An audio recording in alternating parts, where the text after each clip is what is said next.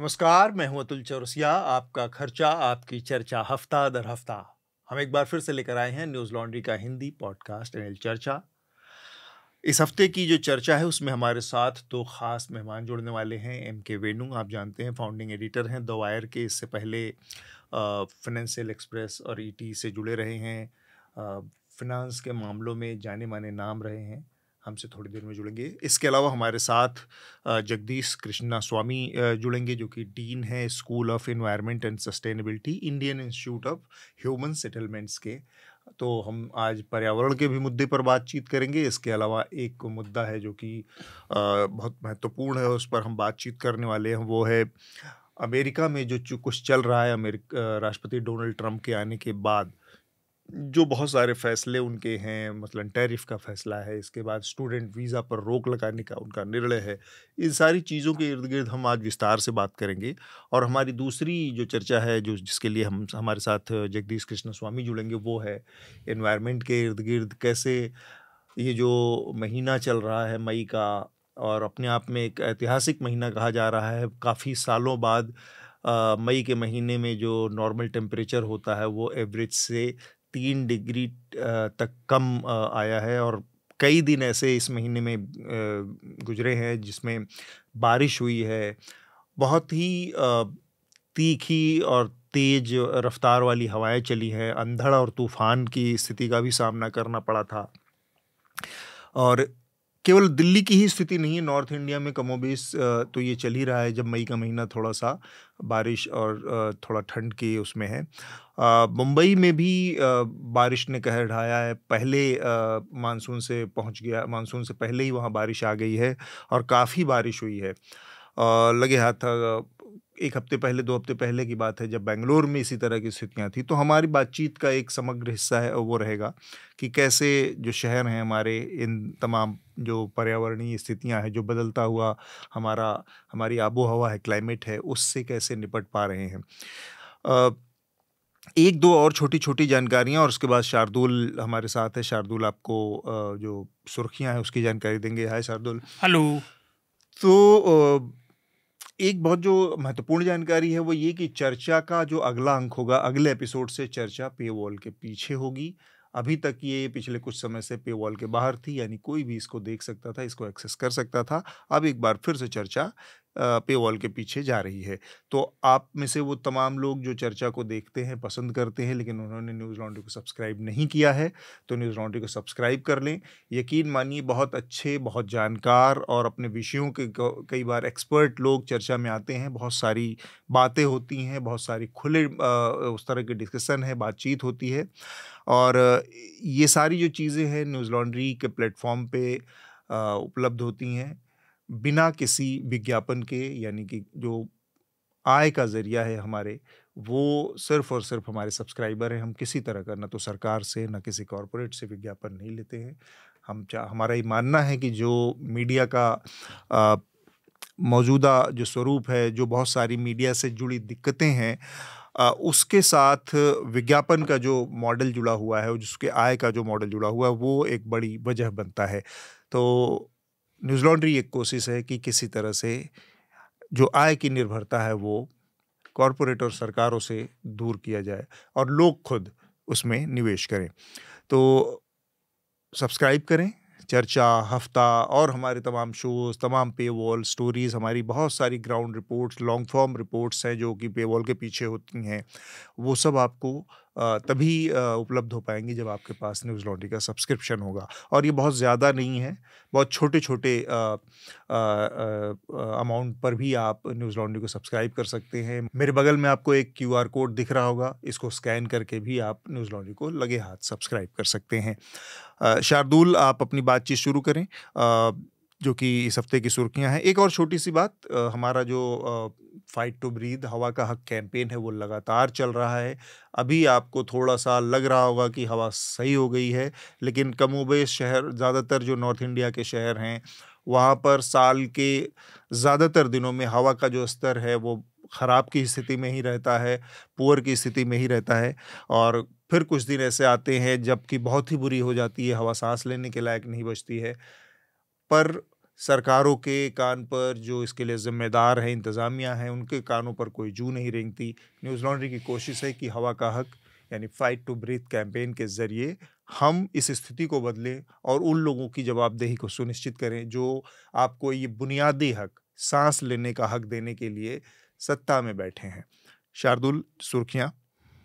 जी, तो जैसा अतुल ने जिक्र किया, इस हफ्ते अमेरिका से जुड़ी खबरें फिर से दुनिया भर में छाई रहीं।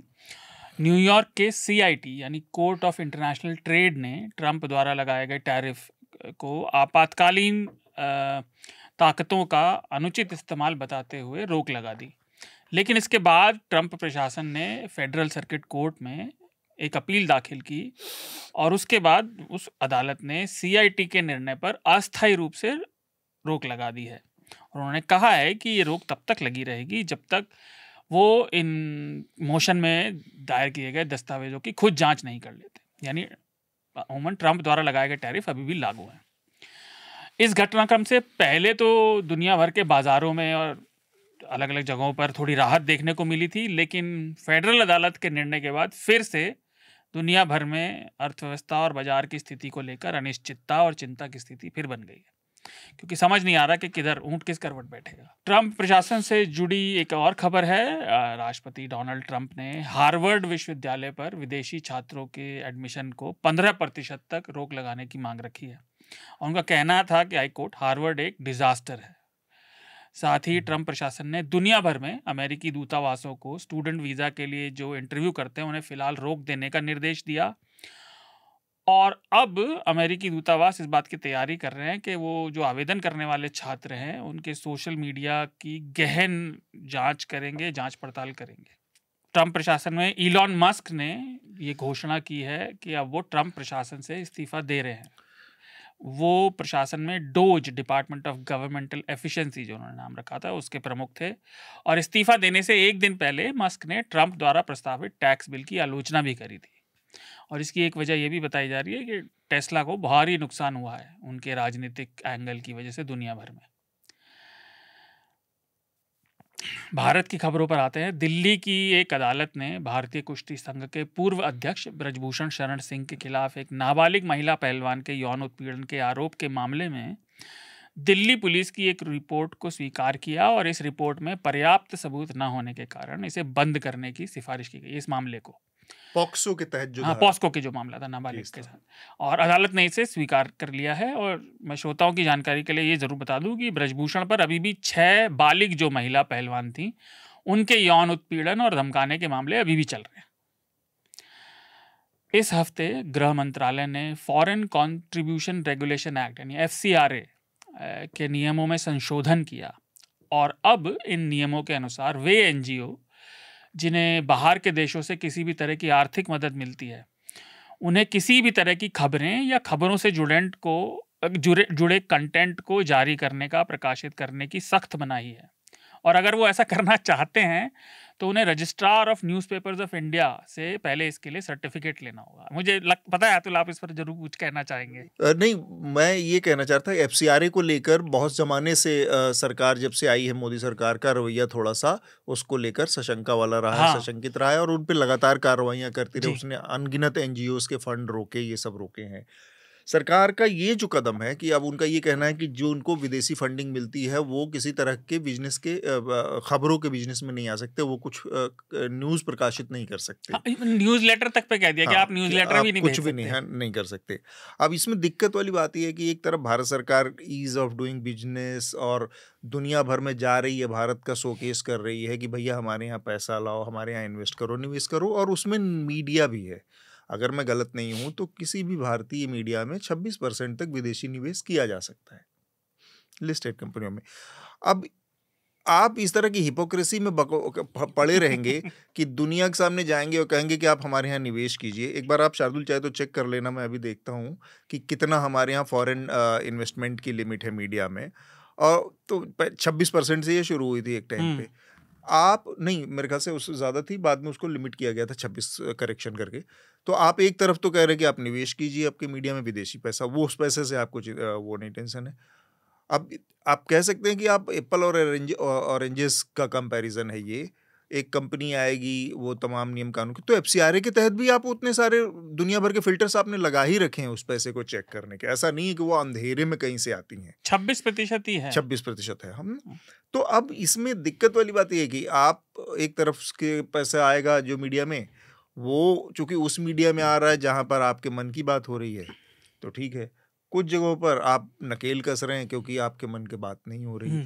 ये मतलब ये हिपोक्रेसी का वो जो है ना एक्सटेंशन बस है। हाँ, मैं एक जरूर कहूंगा, लेकिन न्यूज़लेटर तो इतना हार्मलेस सी चीज़ है।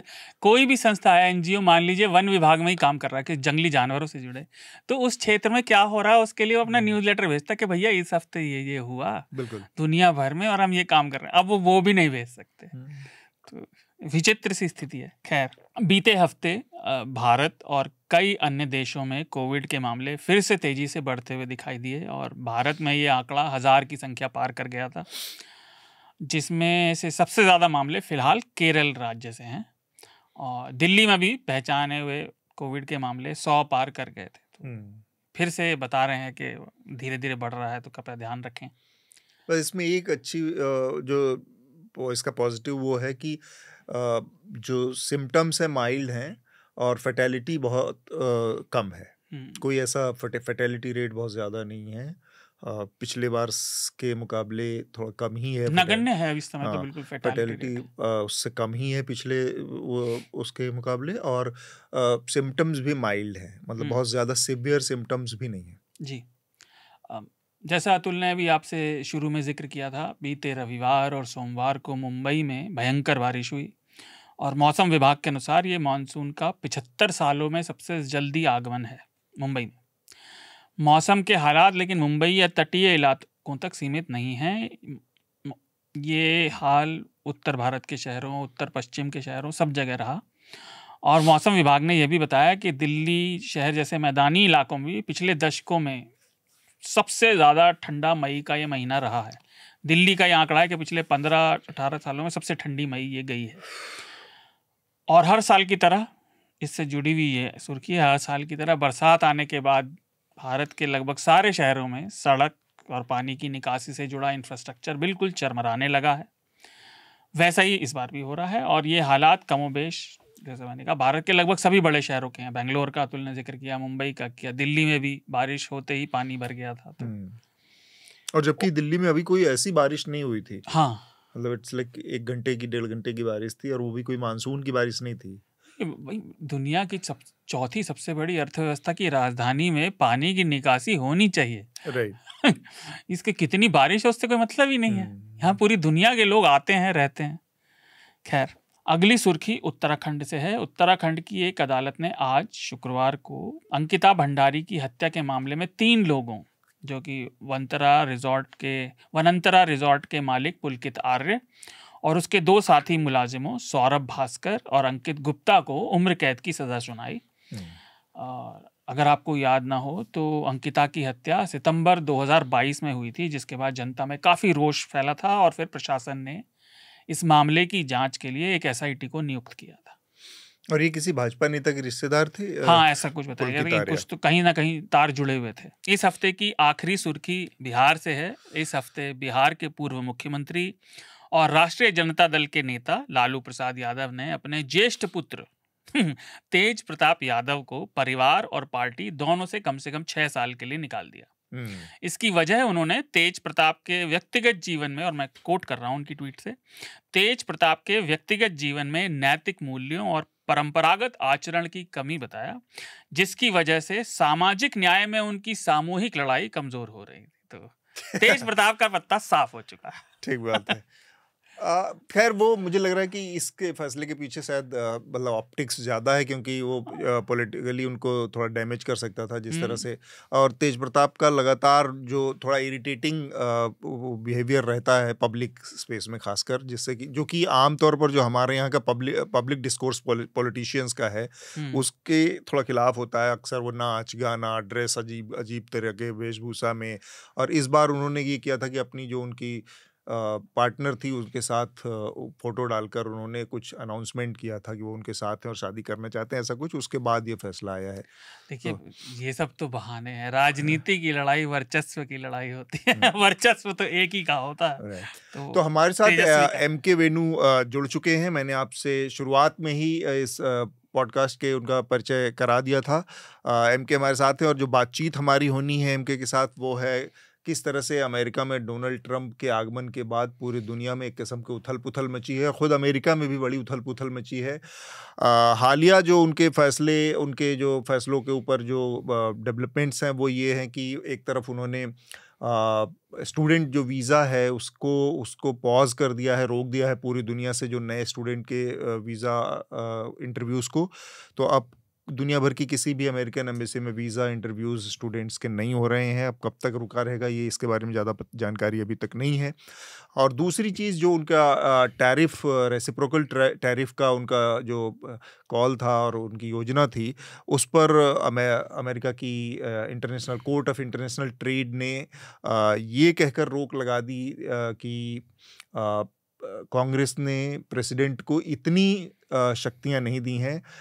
ट्रंप ने टैरिफ को लागू करने, नया टैरिफ प्लान लागू करने के लिए जिन शक्तियों का, जिन ताकत का इस्तेमाल किया है वो उसके लिए ऑथराइज नहीं है, उनके पास वो शक्तियां नहीं हैं। ये डेवलपमेंट था। और उसके बाद एक और फैसला हुआ है जिसमें कि कोर्ट ऑफ अपील ने उसको इंटरनेशनल ट्रेड कोर्ट के फैसले पर कुछ समय के लिए स्टे लगा दिया है कि वो उसके फैसले को देखेगी। इसके अलावा तीसरा एक इसका पहलू है जो कि डोनाल्ड ट्रंप के बहुत करीबी बनकर पिछले चुनाव के बाद से उभरे थे, वो थे वहाँ के बहुत बड़े जो बिजनेसमैन व्यापारी थे, इलॉन मस्क, टेस्ला के मालिक थे।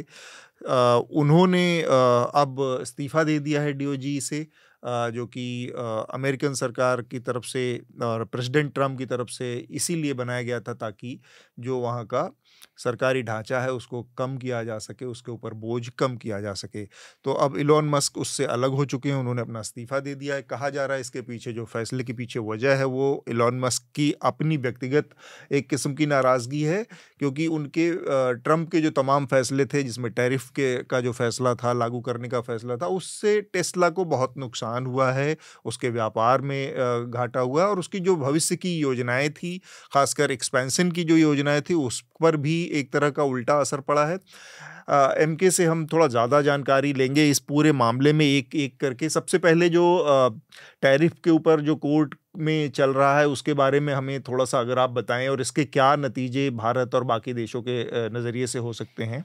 ये कि अमेरिकी जो अमेरिका के कोर्ट ने ये कहा है कि ट्रंप ने जो इमरजेंसी पावर्स का इस्तेमाल किया है, उनके यहाँ एक इमरजेंसी पावर, एक प्रेसिडेंशियल एक एक्ट है जो 1971 का एक्ट है, जिसके तहत ट्रंप साहब ने इतने बहुत ही एक अक्रॉस द बोर्ड जिसे कहते हैं ब्लैंकेट पूरे दुनिया पे टैरिफ लगाया है। तो कोर्ट ने ये कहा है कि वो जो इमरजेंसी पावर है उसके तहत ट्रंप टैरिफ लगा सकते हैं, मगर ये इस तरह का जो दुनिया भर में जो टैरिफ लगाया है वो अनब्राइडल्ड जो पावर है वो नहीं है। राइट। तो उन्होंने उस पावर को कोर्ट ने थोड़ा सा डिफाइन करा कि भाई कि आप ठीक है, कुछ उसी पावर के तहत आप कुछ एरियाज में टैरिफ लगा लें जो आप कहें कि भाई जैसे स्टील, उसमें उन्होंने और स्टील और जो एल्यूमिनियम और ऑटो जो टैरिफ जो 25% लगाया था उसको रद्द नहीं किया। उन्होंने कहा कि ठीक है, आप ये चाहते हो कि आप अपने ऑटो इंडस्ट्री को आप बढ़ावा देना चाहते हो, जो भी है, तो आप उस पर एक टैरिफ लगा सकते हो, मगर ये नहीं कर सकते कि पूरे दुनिया पे आपने एक ही मतलब वन फेल स्वूप जिसे बोलते हैं अंग्रेजी में, कि आपने पूरे दुनिया पे टैरिफ लगा दिया। तो ये अब देखना पड़ेगा कि अब ट्रंप एडमिनिस्ट्रेशन का क्या इसमें इसका रवैया रहता, रिस्पॉन्स। कह तो रहे कि वो सुप्रीम कोर्ट जाएंगे, और इस बीच में उन्होंने शायद हाई कोर्ट को ये भी कहा है कि आप, हाई कोर्ट ने कहा है कि इसका इम्प्लीमेंटेशन कुछ टाइम लिमिट दिया, आप 10-12-15 दिन में, आप 2 हफ्ते में बताइएगा कि आप ये जो आपने जो टैरिफ जितने लगाए वो उसको उस पर रोक लगाने की लिए टाइम दिया जो नीचे वाले कोर्ट ने, तो इन्होंने एक एफिडेविट एक डाला है कि ये कहते हुए कि आप इस तरह हम रोक नहीं लगा सकते जो हमारी जो अभी प्रक्रिया है जो टैरिफ लगाने की, क्योंकि हम कई देशों के साथ हम नेगोशिएट कर रहे हैं अमेरिका के हित में जो एक फ्री ट्रेड जो बायलैटरल ट्रेड एग्रीमेंट, तो उसमें उन्होंने हिंदुस्तान का और पाकिस्तान का हवाला दिया है, और साथ में ये भी बोल दिया है जो हिंदुस्तान के लिए एक बहुत चिंताजनक बात है, उन्होंने एफिडेविट में लिखित में बोल दिया है कि हमने अभी हाल ही में इंडिया और पाकिस्तान के बीच में जो मुठभेड़ हुआ, जो मिलिट्री एक्सचेंज हुई है, उसपे हमने इंटरवीन करके सीज फायर करवाया, और सीज फायर कराते हुए हमने ये कहा कि हमने दोनों देशों से कहा कि हम आप पे ट्रेड सैंक्शन लगाएंगे अगर आप सीज फायर नहीं करें, और अगर आप सीज फायर करें तो आप दोनों देशों के साथ हम एक अच्छा ट्रेड एग्रीमेंट करेंगे जिससे सबका फायदा होगा।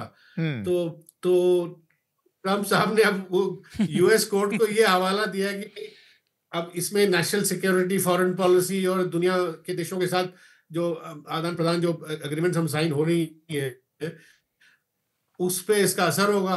तो अभी कोर्ट ने खैर उस पे अपनी वो नहीं दी है प्रतिक्रिया, और मेरे ख्याल इससे पहले मेरे को लगता है ये सुप्रीम कोर्ट चले जाएंगे। और जाहिर है सुप्रीम कोर्ट में ट्रम्प साहब का थोड़ा इनका सपोर्ट सुप्रीम कोर्ट में ज्यादा होगा, क्योंकि वहाँ का सिस्टम जो है वो ये है कि भाई जो जजेस जो अपॉइंट होते हैं वो काफी जो प्रेसिडेंट जो इनको अपॉइंट करता है वो उनका सपोर्ट उस प्रेसिडेंट को मिलता है, और वो अज्यूम करते हैं अगर बहुत ही कोई लॉ पॉइंट के खिलाफ ना जा रहा हो, राइट, तो ये कहा जाता है कि ट्रम्प जो ज्यादातर जो सुप्रीम कोर्ट में जो जजेस हैं वो ट्रम्प की तरफ उनका झुकाव है। तो अमेरिकी सिस्टम इसी तरह ऑपरेट करता है। तो देखते हैं क्या होगा सुप्रीम कोर्ट में जाके। इसमें दो चीजें मेरे दिमाग में आ रही हैं। एक तो अगर उन्होंने रिटन में कोई एफिडेविट दे दिया है कोर्ट में कि उन्होंने भारत पाकिस्तान के बीच इंटरवीन किया है और झगड़े को रुकवाया है ट्रेड सैंक्शन का हवाला देते हुए, तो ये एक बार फिर से जो पिछले 15 दिन से वो बहस चल रही थी उस बहस को एक और नया एक्सटेंशन दे देता है कि भारत की जो पूरी फॉरेन पॉलिसी है इस मामले में, या क्या थर्ड पार्टी ने इंटरवीन किया था इसमें, क्या ट्रम्प ने, जो कि भारत इनकार कर रहा है लगातार अब बार बार, और ट्रम्प बार बार वही बात अलग अलग तरीके से कह रहे हैं कि उन्होंने ये इसमें मीडिएशन किया और मध्यस्थता की और इसको रुकवाया। तो एक तो भारत की फॉरेन पॉलिसी के लिहाज से एक नया चैलेंज है उसमें, और दूसरा मुझे थोड़ा सा ये समझना है कि अगर ये टैरिफ, जो कि वॉल स्ट्रीट जर्नल की जो रिपोर्ट है जिसके मुताबिक कि उसमें डिपार्टमेंट ऑफ स्टेट्स की जो स्पोक्स पर्सन है उनका बयान उसमें कोट किया गया है कि उन्होंने प्लान बी पर काम करना, कोर्ट के फैसले के बाद, खासकर इस फैसले के ऑर्डर के बाद प्लान बी पर काम करना शुरू कर दिया था, और इसके तहत अमेरिकी राष्ट्रपति को जो शक्तियां हैं, जो पावर्स हैं, उसके तहत वो एक यूनिफॉर्म 15% का 15% का एक सबके ऊपर एक तरफ से टैरिफ लगाने का काम करेंगे, जो कि शॉर्ट टर्म होगा, 150 दिन के लिए अप्लाई होगा, और फिर उसके बाद इस बीच में लीगल जो है। तो इस नज़रिए से क्या ये एक ऐसी स्थिति बन रही है जिसमें ट्रम्प अल्टीमेटली टो डाउन करेंगे लॉ के सामने या कानून के सामने, और फिर कोई बीच का रास्ता निकलेगा, या ये हाई टैरिफ का जो चल रहा है एक तो वो, और दूसरा जो फॉरेन पॉलिसी के लिहाज से इंडिया के सामने जो स्थिति खराब हो गई मीडिएशन वाली, वो, इन दोनों पर एक एक कॉमेंट एमके आपका, फिर शार्दुल का। देखिए, इंडिया, आपने जो कहा कि ये जो उन्होंने एफिडेविट में ये लिख दिया कि उन्होंने पूरी तरह से इंटरवीन किया इंडिया पाकिस्तान के मिलिट्री जो मुठभेड़ में, और दोनों को प्रेशर करके सीज फायर करवाया, और ट्रेड सैंक्शन ट्रेड सैंक्शन की भी धमकी दी। राइट, ये सारी चीजें इंडिया के लिए चैलेंज नहीं तो बहुत बड़ा एम्बैरेसमेंट मोदी जी के लिए, क्योंकि अभी तक एफिडेविट में जो लिख दिया है कि इंडिया और पाकिस्तान के जो मिलिट्री ट्रेड सैंक्शन की धमकी दी, ये इंडिया के लिए बहुत एक बड़ा फॉरेन पॉलिसी एम्बैरेसमेंट है। और अगर अभी पीछे मैं स्टेटमेंट देख रहा था, फॉरेन इंडियन जो फॉरेन मिनिस्ट्री ने उसको डिनाई किया है, मगर केवल डिनाई कर देने से ये बात थमेगी नहीं, क्योंकि जाहिर है अगर उन्होंने एफिडेविट में डाला है वहां पे, तो उनके पास जरूर रिकॉर्ड भी होगा। जो भाई अगर वहां का प्रेसिडेंट और वाइस प्रेसिडेंट जेडी वांस और मार्क रूबियो, अगर तीनों ने इंडिया में हमारे फॉरेन मिनिस्टर से और मोदी से अगर बात करी है, तो उसका जरूर उन्होंने रिकॉर्ड भी रखा होगा। तो इंडिया अब डिनाई तो कर रहा है, मगर कब तक ये डिनायल, इंडिया इस डिनायल को पब्लिक के सामने जस्टिफाई कर पाएगा, ये एक बहुत बड़ा सवाल है। और इसमें एक बड़ा फॉरेन पॉलिसी सवाल ये भी है कि भाई जो कश्मीर में ये तो बड़ा डिबेट है कि भाई थर्ड पार्टी इन्वॉल्वमेंट नहीं होना चाहिए, मगर यहाँ तो साफ साफ दिख रहा है थर्ड पार्टी इन्वॉल्वमेंट, जो उन्होंने एफिडेविट में लिख के डाल। और जहां तक प्लान बी का जो आप सवाल पूछ रहे थे, ट्रम्प, मेरे हिसाब से ट्रम्प पिछले दिनों में इनकी एक वो आई थी, इनका एक स्टेटमेंट आया था कि अब एक प्लान बी, जो आप कह रहे हो, वो प्लान बी इम्प्लीमेंट हो रहा था कि किसी तरह, क्योंकि वो कह रहे थे कि 75 देशों से नेगोशिएशन चल रही है तो बहुत लंबा हो जाएगा, इसलिए एक सिंपल सा फॉर्मूला करके वो जल्दी से वो सब देशों के साथ वो तय कर लेंगे। और इंडिया के साथ तो चल ही रहा है बायलैटरल ट्रेड एग्रीमेंट। तो वो जो एक सिंपल फॉर्मूला है, शायद उसकी बात कर रहे थे कि सब पे 15% जो भी है एक टैक्स लगा के, उस पे मेरे ख्याल ट्रम्प सरकार पीछे नहीं हटेगी, क्योंकि वो उनका तो एक मेन प्लान है उनका आने के बाद। उनका पूरा इलेक्शन उसी प्लान पे चला है। वो मेरा अनुमान है कि वो सुप्रीम कोर्ट को ट्रम्प साहब कन्विंस कर पाएंगे उसमें, और सुप्रीम कोर्ट में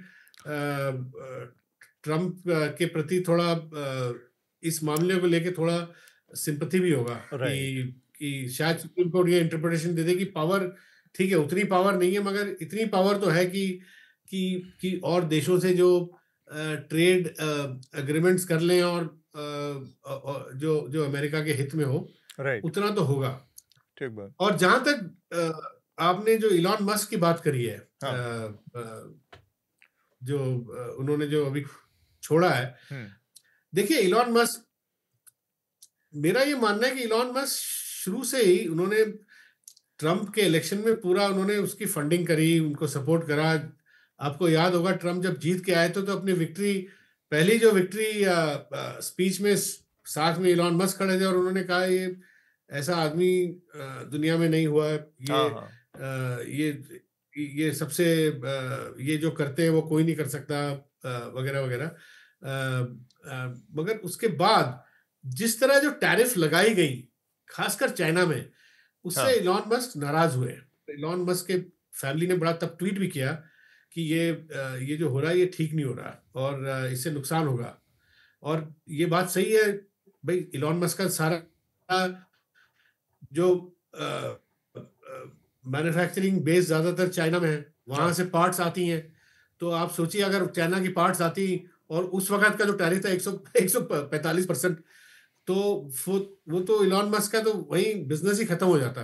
खैर वो तो ट्रम्प ने हटाया है चाइना से, वो तो हटाना था ही, क्योंकि वो चाइना से इतना आयात होता है वहां पे, और कि वो चाइना पे वो उतनी टैरिफ रख किसी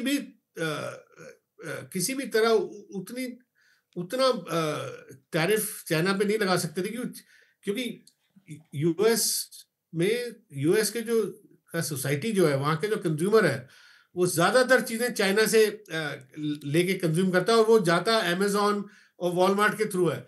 तो अमेजॉन और वॉलमार्ट ने भी 2-3-4 हफ्ते पहले ये कह दिया, उन्होंने डिक्लेयर कर दिया कि अब सामान बड़े महंगे होंगे, एक तो कम होंगे क्योंकि चाइना से शिपमेंट नहीं आ रहा, और जो होंगे वो बहुत महंगे हो जाएंगे, और इसका कारण टैरिफ है।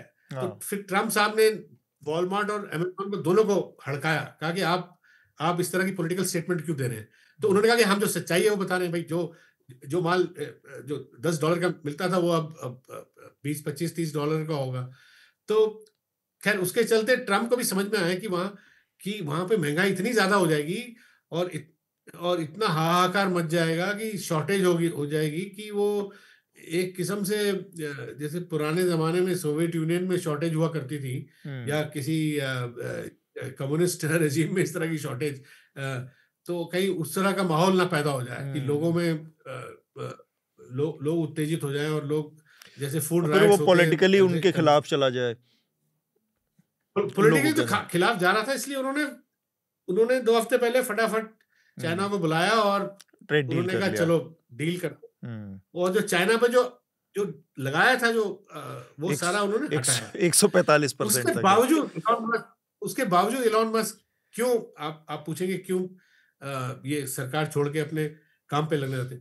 उसका कारण ये है कि अमेरिका में एक ऐसा पोलराइजेशन का माहौल पैदा हो गया है कि लोग इलॉन मस्क के खिलाफ हो चुके हैं। लोग वहां पे, मैं एक लेख पढ़ रहा था इकोनॉमिस्ट मैगजीन में, वहां पे पोलराइजेशन का ऐसा माहौल है कि रिपब्लिकन सपोर्टर एक किस्म की चीजें खरीद रहा है और जो रिपब्लिकन खरीदता वो नहीं खरीद रहा। तो टेस्ला को ज्यादातर वहां पे लोग, जितने डेमोक्रेट वोटर्स थे, जो संख्या बड़ी भारी थी उनकी, उन्होंने बाइकआउट करना शुरू कर दिया था। और दूसरा पिछले जनवरी से लेके अभी तक, जब ट्रम्प जो टेक ओवर किया, टेस्ला के शेयर प्राइस 50-60% नीचे गिर गए। हाँ। और बहुत बुरा हाल हो गया था टेस्ला का। और मेरे ख्याल अब इलॉन मस्क के दिमाग में ये बात बैठ गई है कि अगर बिजनेस करना है तो बिजनेस ठीक से करें। पॉलिटिक्स और बिजनेस को मिक्स करने से बहुत ज्यादा नुकसान होगा। और ये एक छोटे स्तर पे मैं आपको एग्जांपल देता हूँ कि इंडिया में भी हुआ था, जब यूपीए के टाइम अनिल अंबानी पॉलिटिक्स में घुसा और बड़ा एमपी बना समाजवादी पार्टी से। उसके बाद उसकी सारी बिजनेसेस का डिक्लाइन शुरू हुआ। और वो पूरा उस बिजनेस पॉलिटिक्स को जो मिक्स किया, जो उसके बड़े भाई ने उसको कहा मत करो ये, और मुकेश अंबानी सलाह भी दी थी उसको, ये ठीक नहीं होगा। उनका सारा बिजनेस खत्म हो गया इसके बाद। तो वो जो हुआ, मैं इसलिए उदाहरण हालांकि मेरा मानना है कि अभी भी ट्रम्प से उनका रिलेशनशिप है अभी भी। और ट्रम्प अब इंडिया से जो नेगोशिएट कर रहे हैं उसमें वो इलॉन मस्क की पैरवी करेंगे। और जैसे इलॉन मस्क ने स्टारलिंक जो एग्रीमेंट साइन कर लिया ऑलरेडी जियो के साथ और अपने एयरटेल के साथ, वो भी एक बहुत बड़ा मूव है उनका। जो अमेरिका इलॉन मस्क के जो सैटेलाइट बेस्ड फोन को इंडिया में पुश करना चाहते हैं, और वो आएंगे इंडिया में स्टारलिंक का जो सैटेलाइट फोन।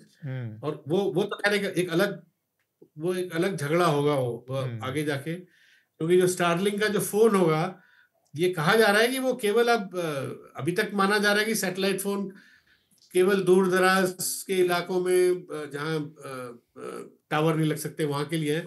मगर इलॉन मस्क ने इतनी R&D कर ली है कि अब सैटेलाइट फोन एटलीस्ट अमेरिका में तो वो आईफोन में इन्होंने देना शुरू कर दिया है। जो हमारे तुम्हारे से लोग सीधे ही और क्लियर 5G के क्लैरिटी से उससे ज्यादा क्लियर जो सैटेलाइट जो लिंक से जो इमेजेस आती हैं फोन, वो हिंदुस्तान में भी करना चाहेंगे। मगर उस पे मुकेश अंबानी और सुनील मित्तल को आपत्ति होगी। वो अलग झगड़ा है, वो तो बाद में देखा एक यहाँ पे शार्दुल कुछ कहना चाह रहे। शार्दुल, आप अपनी बात जोड़ें थोड़ा। हाँ, तो मैं सब पे छोटी जोड़ूंगा। एक तो बहुत छोटा सा सुधार, वो 1977 का कानून है IEEPA, क्योंकि वो इमरजेंसी इंडिया में 71 में हुई थी ना, तो कई बार 77 का है, तो international emergency economic powers act.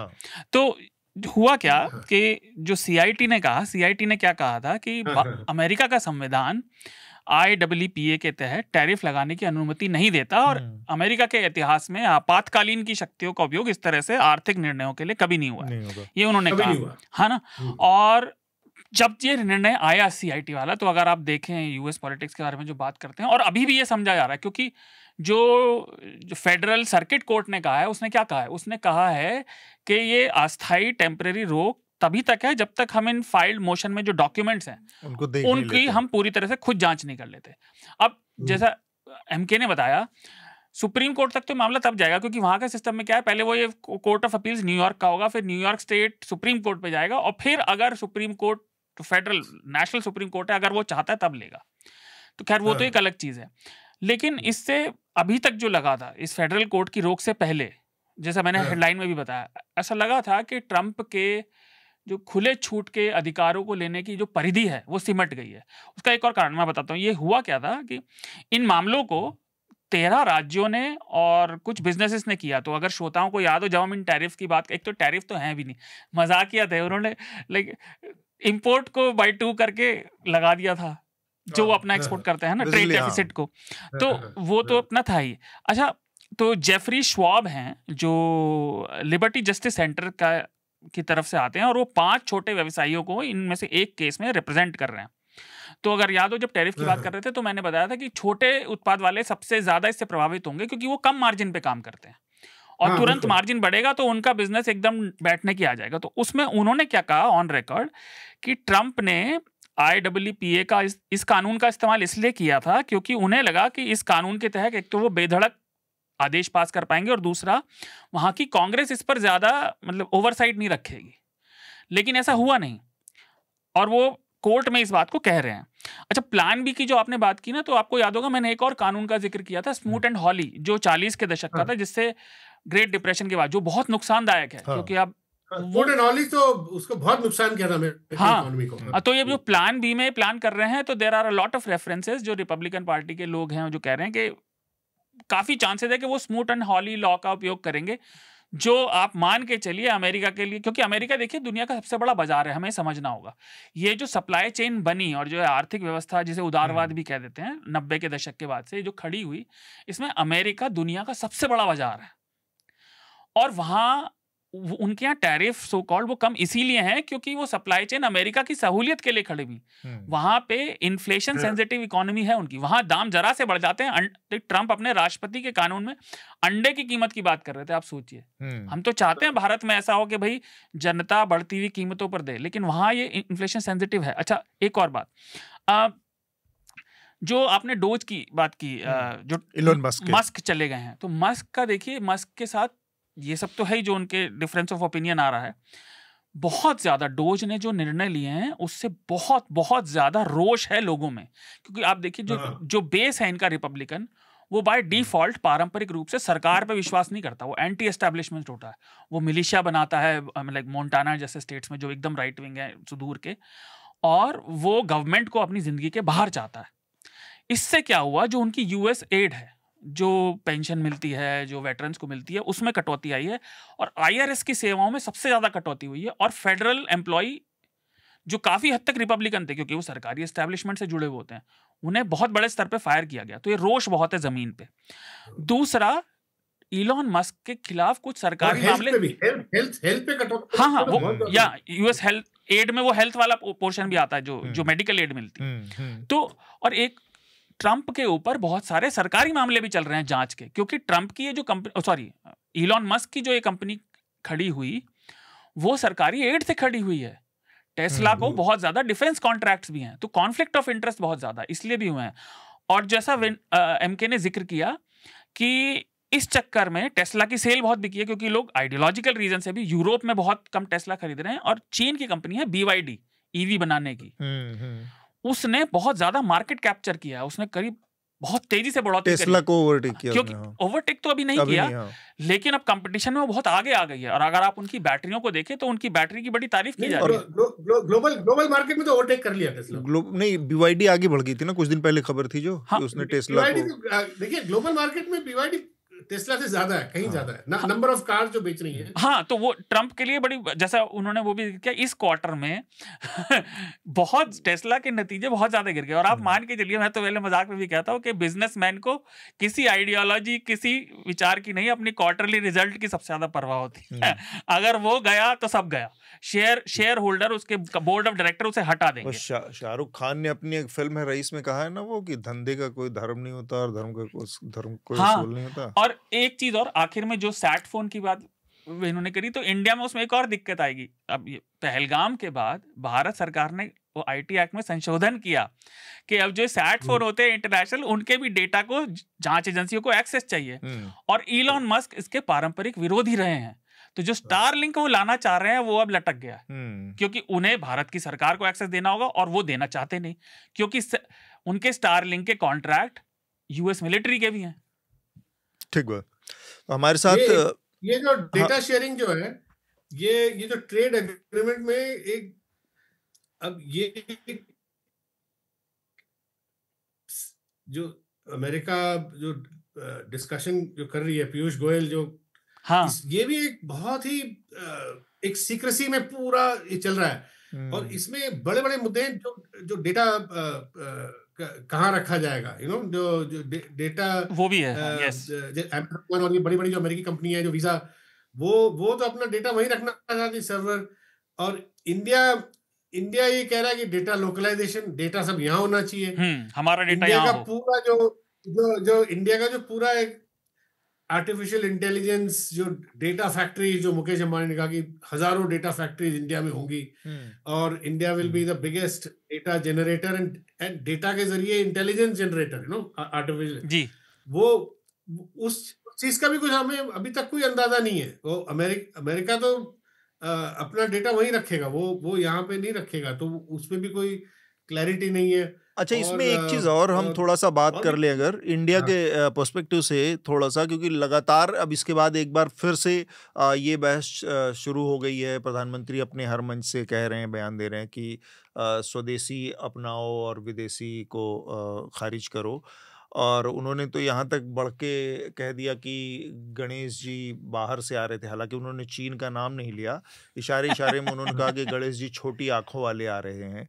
तो ये उन्होंने कहा, और ये अपने आप में, मतलब इसको पॉलिटिकल पार्टियां इशू भी बना रही हैं। ये अपने आप में एक तरह का रेशियल कमेंट है, छोटी आंखों वाले गणेश जी, मतलब नस्ली कमेंट है। प्रधानमंत्री को कई बार इग्नोरेंस में बहुत सारी बातें कहते हैं, उनको अंदाजा नहीं होता।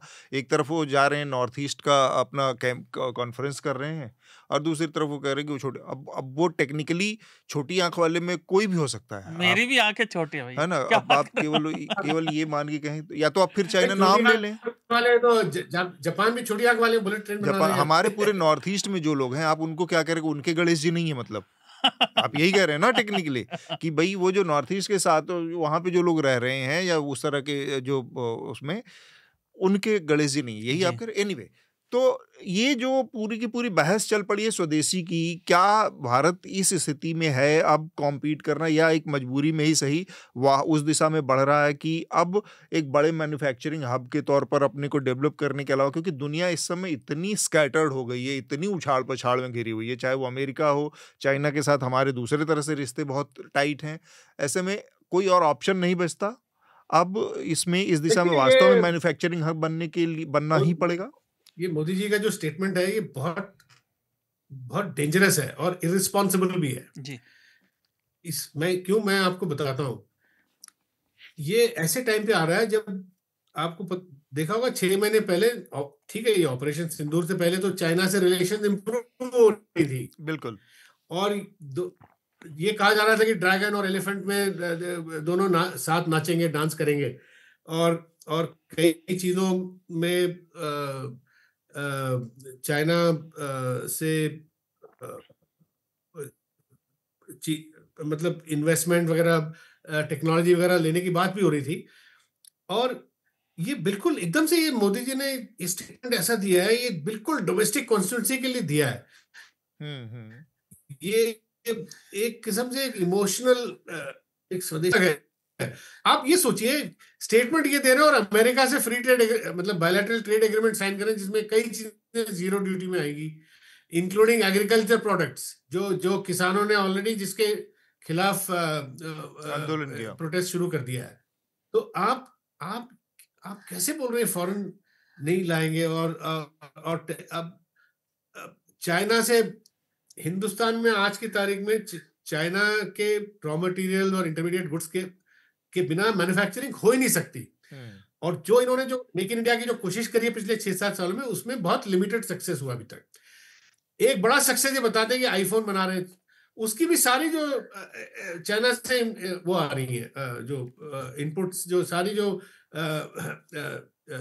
पार्ट्स चाइना से आ रही है, असेंबल हो रही है, और वैल्यू ऐड उसमें केवल 2-3% है। अब ये मान के चलिए $16 बिलियन ये जो अपना बड़ा सक्सेस बता रहे हैं, जो यूएस में एक्सपोर्ट कर रहे हैं, वो सारी चाइना से इंपोर्ट लाके, और एप्पल के जो वेंडर्स हैं, फॉक्सट्रॉन और जो भी पेक्ट्रॉन वगैरह साउथ में उन्होंने सेटअप किया है, वो अब ट्रम्प ने एक पानी फेरने की बात करी है कि भाई एप्पल यहाँ बनाएगा तो जो इंडिया से आ रहा है मैं उस पर 25% टैरिफ लगाऊंगा।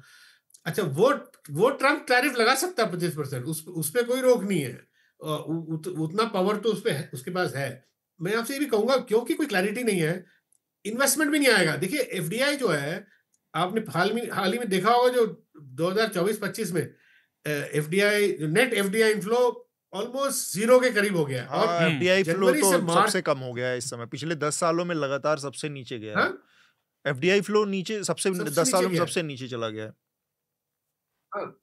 नेट एफडीआई फ्लो नीचे गया है, और इस पे वित्त मंत्री ने अपने कल रिपोर्ट छपी अखबारों में, वित्त मंत्रालय ने अपने एक मंथली रिव्यू में कहा कि ये चिंताजनक है, इस पे इंक्वायर करना पड़ेगा कि क्यों इतना नीचे जा रहा है।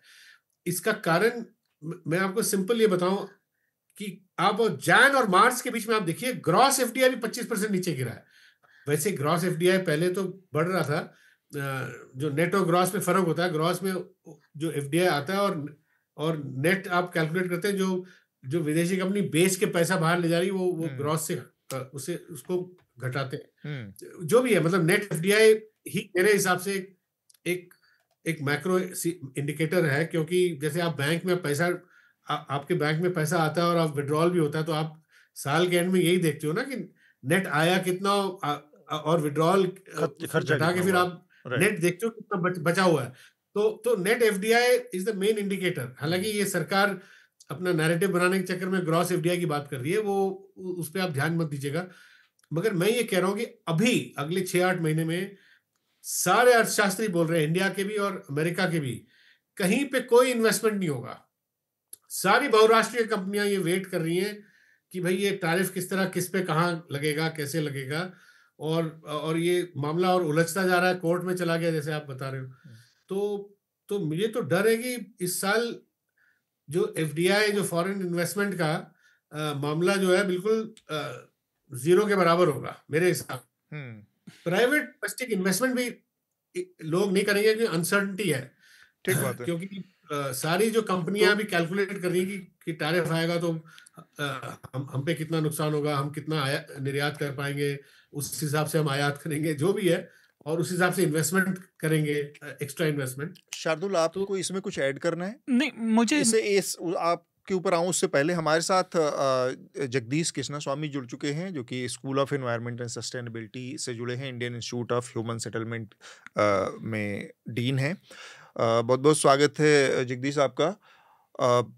शार्दुल, आप अपनी बात रखें, इसके बाद हम फिर अगला जो हमारा विषय है जिस पर जगदीश हमसे जुड़े हैं उस विषय पर बातचीत हम शुरू करेंगे। जी, मैं वेणु से एक सवाल पूछना चाह रहा था, क्योंकि वो मेरे दिमाग में काफ़ी दिन से चल रहा है, और एमके वेणु वो अर्थशास्त्र से जुड़े मामलों पे नज़र रखते हैं। एमके, अगर आप देखें, भारत सरकार के मंत्री और प्रतिनिधि बहुत लंबे समय से कह रहे हैं कि हम भारत में सेमीकंडक्टर बनाएंगे और हम ये सब ज़्यादा लाएंगे, लेकिन अगर आप देखें इन टैरिफ के बाद, और जो भारत की इक्वेशन है चीन से, तो चीन ने इन टैरिफ्स के बाद जो सेमीकंडक्टर मैन्युफैक्चरिंग में और सेंसिटिव मटेरियल में, खासतौर से 7-8 जो मेटल हैं रेयर अर्थ, चाहे वो जैसे फॉर एग्जांपल लाइक समैरियम है और ईट्रियम है, टर्बियम है, तो इन पर काफ़ी सख्ती कर दी है। अमेरिका को भी नहीं दे रहे, और सेमीकंडक्टर के मामले में TSMC जो ताइवान का है, सेमीकंडक्टर मैन्युफैक्चरिंग कॉर्पोरेशन, उसका प्रभुत्व है सबसे ज्यादा, और जो बचा हुआ है वो अमेरिका भी चाह रहा है।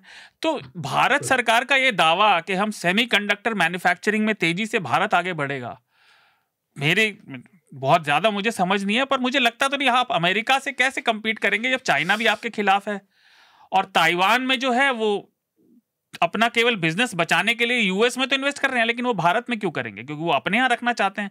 ताइवान की इकोनॉमी का बैकबोन है सेमीकंडक्टर मैन्युफैक्चरिंग। बिल्कुल।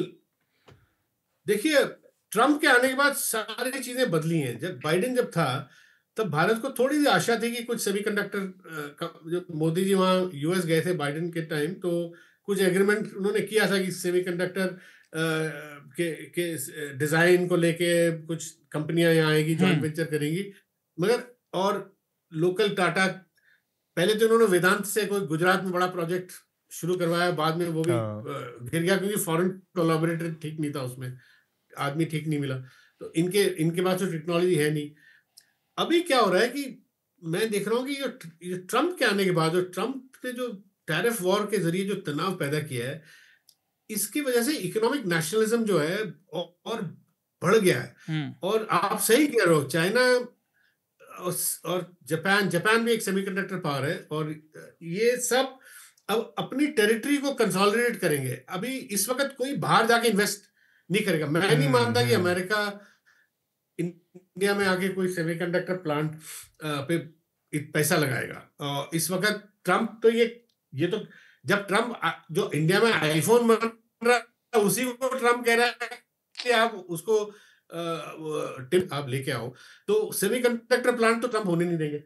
और ये आप मान के चलिए कि इंडिया का डिपेंडेंस अब सेमीकंडक्टर पे, चिप्स के मामले में एक यूएस पे रहेगा। एक किस्म से इंपोर्ट करने के मामले में अपना यहाँ पे फैक्ट्री लगाना, और उसमें एक्सपेंसेस भी बहुत हैं, और वो सारी चीजें अब मुश्किल होगा जी। राजीव बजाज ने ये जो नया किस्म का एक हाईटेक नेशनलिज्म जिसे मैं बोलता हूँ, एक हाईटेक कोल्ड वॉर भी चल रहा है चाइना और अमेरिका के बीच। ये राजीव बजाज ने एक इंटरव्यू दिया था सीएनबीसी को भी दो हफ्ते पहले। उसमें उन्होंने साफ बोला कि इंडिया का ईवी इलेक्ट्रिक व्हीकल इंडस्ट्री ठप एकदम बंद हो जाएगा, क्योंकि चाइना ने थ्रेटन किया है कि जो एक रेयर मैग्नेट है, रेयर मोटर में लगता है, जी बैटरीज में, वो उस पर उन्होंने अंकुश लगा दिया एक्सपोर्ट पे, ना केवल इंडिया में, सब जगह अंकुश लगा दिया। वो कहेंगे हम नहीं करेंगे। और चाइना 80% रेयर अर्थ्स, जो ईवी से related rare earths supply chain है, उस पर कंट्रोल करती है। तो आप सोचिए कहाँ किस स्थिति में हम जा रहे हैं, जबकि सारी दुनिया ईवी की तरफ जा रही है, और EV is the future of the auto industry. और मैं कभी कभी चिंता करता हूँ कि इंडिया में अगर एक इंडस्ट्री, इंडिया ने पूरी इकोसिस्टम जो डोमेस्टिक इन्वेस्टमेंट के जरिए एक पूरा इकोसिस्टम बनाया, वो ऑटो का बनाया पिछले 30 साल में। इतना उन्होंने ऑटो पार्ट्स को भी इंडिया में इतनी बनती है, मारुति आप ले लीजिए, कई कंपनियां हैं जी, और बजाज इस हद तक किया कि अब एक्सपोर्ट भी, Indian cars and motorcycles are exported to Latin America, Africa, सब जगह जाती हैं, एशिया में भी। तो अब ईवी अगला जो पड़ाव है वो इलेक्ट्रिक व्हीकल है, और इलेक्ट्रिक ये ऑटो सेक्टर में बहुत चिंता है। जो राजीव बजाज जो बजाज ऑटो के जो मालिक है, उन्होंने चिंता व्यक्त की है कि अगर चाइना से अगर नहीं आया तो क्या होगा। तो ये इस पे तो ये प्रायोरिटी होना चाहिए सरकार को, चाइना से होना चाहिए कि भाई ये कैसे, मतलब इसको सुलझाया जाए। इसके बजाय कि ये बोलें कि भाई स्मॉल आए, ये गणेशा, कहाँ ये गणेश वनेशा में पड़े हुए हैं, जो इम्पोर्टेंट चीजें और भी हैं। छोटे मोटे जो चीजें आती है, जो ट्रेडर्स आपने देखा होगा जो दुकानों में बिकती हैं, मोदी जी उस पे मोदी जी फोकस रखा हुआ है, स्मॉल लाइट गणेशा पे, जबकि उन्हें बात करनी चाहिए चाइना से ईवी टेक्नोलॉजी के बारे में, इन्वेस्टमेंट्स के बारे में, ईवी किस तरह यहाँ लाया जाए। हाँ सर, मैं बस इतना कहूंगा अंत में, देखिए कि ये सेमीकंडक्टर जो वाली बात है, वो यूएस ताइवान को तो फोर्स कर रहा है, एनवीडिया का और AMD का प्रोडक्शन US में लगाने के लिए, लेकिन भारत में तो वो नहीं करेगा। दूसरी चीज़ आप देखिए कि ये सब लड़ाइयों के बाद और ट्रंप ने जो नेटो पे किया है, अगर आप रक्षा मामलों से देखें तो EU पूरा यूरोप में फिर से वो अपनी सेनाओं को और अपने आयुधों को, अस्त्र शस्त्रों को फिर से मैन्युफैक्चरिंग बढ़ा रहे हैं। तो इस पूरी दुनिया में जो डिफेंस सेक्टर है, डिफेंस सेक्टर पूरी तरह से रीस्ट्रक्चर हो रहा है और उसमें भी रेयर अर्थ मटेरियल चाहिए होते हैं। और इस वजह से EU ने अभी डील करी है चीन से, जो चीन ने उनके लिए थोड़ा सा लगाम ढीली करी है जिससे उन्हें रेयर अर्थ मटेरियल मिले। तो ये चीज़ें हमें बहुत ध्यान रखना पड़ेगा, क्योंकि आप ज़रूरत से ज़्यादा स्टेटमेंट देंगे और अब दूरगामी, जैसा कि मैं जब से भारत पाकिस्तान का हुआ मैं तो ये कहता रहा हूँ, हमें दूर की सोचनी पड़ेगी, क्योंकि ये लॉन्ग टर्म प्रोजेक्ट्स हैं, इनका सरकारें आती जाती रहेंगी, लेकिन भारत का हित बना रहना चाहिए। और हमारे प्रोड्यूसर आशीष ने हमें बताया कि MK हमारे साथ सिर्फ अमेरिका इसी इशू पर बातचीत करने के लिए जुड़े थे, लेकिन उनको मैं छोड़ूं इससे पहले मुझे भी निकलना है कहीं। बस एक रिकमेंडेशन मैं आपसे लेना चाहूंगा, लेकिन MK एक रिकमेंडेशन आप करें जरूर हमारे जो श्रोता हैं और जो दर्शक हैं उनके लिए, कोई फिल्म या कोई डॉक्यूमेंट्री या कोई किताब या कोई आर्टिकल या कोई मैगजीन, कुछ भी जो कि आपको लगता है कि हमारे जो दर्शक हैं या श्रोता हैं उनको देखना, पढ़ना, सुनना चाहिए। देखिए, मैं पिछले दिनों में मैं ना कोई किताब रेकमेंड करूंगा ना कोई आर्टिकल। मैं आपके श्रोताओं से केवल ये कहूंगा कि अमेरिका के जो एक बहुत जाने माने अर्थशास्त्री हैं और जो जियोपॉलिटिक्स के भी एक विशेषज्ञ हैं, जेफरी सैक्स। आप जेफरी सैक्स ने 2 महीने पहले एक यूरोपियन पार्लियामेंट को 1 घंटे का एक उन्होंने वो दिया था कि दुनिया किस तरफ जा रही है और किस तरह की रीअलाइनमेंट्स हो सकती हैं। वो पूरे जो यूरोपियन पार्लियामेंट, जो यूरोप के जो पार्लियामेंट मेंबर्स उनको सुन रहे थे, और उन्होंने वो जो इंटरेक्शन था उससे मैंने खुद बहुत सीखा कि अब ये क्या होने जा रहा है आगे जाके। उसमें उन्होंने Israel, Ukraine, Russia, America, China, economic issues, geopolitical issues, climate change issues. Climate change के वो विशेषज्ञ भी हैं जेफरी सैक्स। वो अगर मैं रेकमेंड करूंगी वो देखें लोग, और उसको अच्छी तरह 1 नहीं 2 बार उसको सुने, और उसमें आप काफी कुछ चीजें सीखने को मिलेगी। आपसे जुड़ने के लिए बहुत बहुत शुक्रिया MK, आपने समय निकाला। Bye bye. तो हम आगे बढ़ें अपने अगले विषय की तरफ, उससे पहले हमारे कई सब्सक्राइबर्स के लेटर हैं और वो लेटर हम पढ़ना चाहेंगे। पहले सौरभ का एक लेटर है, शार्दुल आप पढ़ें। आप लेटर ज़रूर हमें लिखें, मैं बार बार कहता हूँ, आपके लेटर से बहुत हमारा हौसला बढ़ता है और इस कार्यक्रम को भी बेहतर बनाने में मदद मिलती है। और तरीका बहुत आसान है, podcasts@newslaundry.com। यहाँ पर जाकर आप हमें सीधे अपने लेटर्स लिखें, सब्जेक्ट लाइन में चर्चा का जिक्र जरूर करें। हाँ शार्दुल। तो पहला पत्र सौरभ का है। सौरभ लिखते हैं, hello NL team, during last podcast there was a communication mishap with Lieutenant General, or discussion could have been handled better because couple of questions asked by Smita afterwards would have been relevant for him. Despite this, I generally don't like being apolitical approach by ex-defense personnel. Court में लिखते हैं, few people in my in-laws are high-ranking defense personnel. I don't see any objection from them when PM asks to vote in the name of martyrs and will ask for vote in the name of this operation. Being apolitical is a privilege when you know that whatever the government, your lifestyle is not going to be affected. That's why we see political awareness among rural people, because they are affected the most by the government choice decisions. Keep up the good work. तो बिल्कुल ठीक बात है सौरभ की ये जो बात है कि अमूमन जो एपॉलिटिकल होने की जो चॉइस है वो बहुत ही प्रिविलेज उससे जुड़ी हुई है। आपका एक्सपोजर अगर उस तरह का है और आप उसके रिसीविंग एंड पे हैं, तब आप उसको आंख बंद कर इस तरह से सुविधाजनक तरीके से बाईपास नहीं कर सकते। और लेफ्टिनेंट जनरल वाला जो पूरा प्रकरण था उस पर हमने पिछली बार काफ़ी बात की थी, उनको उस पर और क्या ज़्यादा बात करने का कोई मतलब है नहीं। जी, अगला पत्र वत्सल का है। वत्सल लिखते हैं, पिछले कुछ हफ्तों में मेरे पत्र शायद आप तक पहुंचे नहीं थे या किसी कारण से पढ़े नहीं गए। उम्मीद है ये पत्र आप तक जरूर पहुंचेगा। मैं चर्चा का नियमित श्रोता बन चुका हूं और साप्ताहिक रूप से इसकी राह देखता हूं। यहाँ बातचीत और विमर्श का तरीका मैं काफ़ी पसंद करता हूँ, खासकर कि पर्यावरण जैसे मुद्दों पर आपका खास ध्यान, जो कि अक्सर मुख्य खबरों में कहीं दबकर रह जाता है। मेरी बस एक शिकायत है कि एपिसोड और लंबा क्यों नहीं होता। आप सभी अपना शानदार काम जारी रखें और सभी स्वस्थ रहें। मेरी तरफ से एक रिकमेंडेशन, श्रीनाथ राघवन की नई किताब Indira Gandhi and the years of that transformed India. धन्यवाद वत्सल। तो वत्सल का लेटर शायद पहले भी आया हो हमारे पास, अगर आया होगा तो हमने पढ़ा जरूर होगा, क्योंकि उसमें सच तो कुछ हमने कभी कोशिश की नहीं है। बाकी दूसरा इनका एक बिंदु है कि ये लंबा होना चाहिए और क्या बस यही कह रहे हैं कि वो एपिसोड और लंबे करें। तो धीरे धीरे रे मना धीरे सब कुछ होए, माली सींचे सौकड़ा और ऋतु आए फल होए। तो बढ़ेगा इसका ड्यूरेशन, धीरे धीरे बढ़ेगा, थोड़ा सा हौले हौले हाँ करेंगे। और बेसिकली क्या होता है, कई बार बातचीत में डिपेंड करता है कि कितना सबकी रुचि का विषय है, फिर कितना किस तरह के गेस्ट हैं। कई बार 2 घंटे भी होता है, 2.5 घंटे भी होता है, और कई बार घंटे सवा घंटे भी सवा घंटे। कुछ विषय ऐसे होते हैं जिन पे बहुत देर बात की जा सकती है, कुछ पर नहीं की जा सकती। हाँ, तो ये सब मिला के।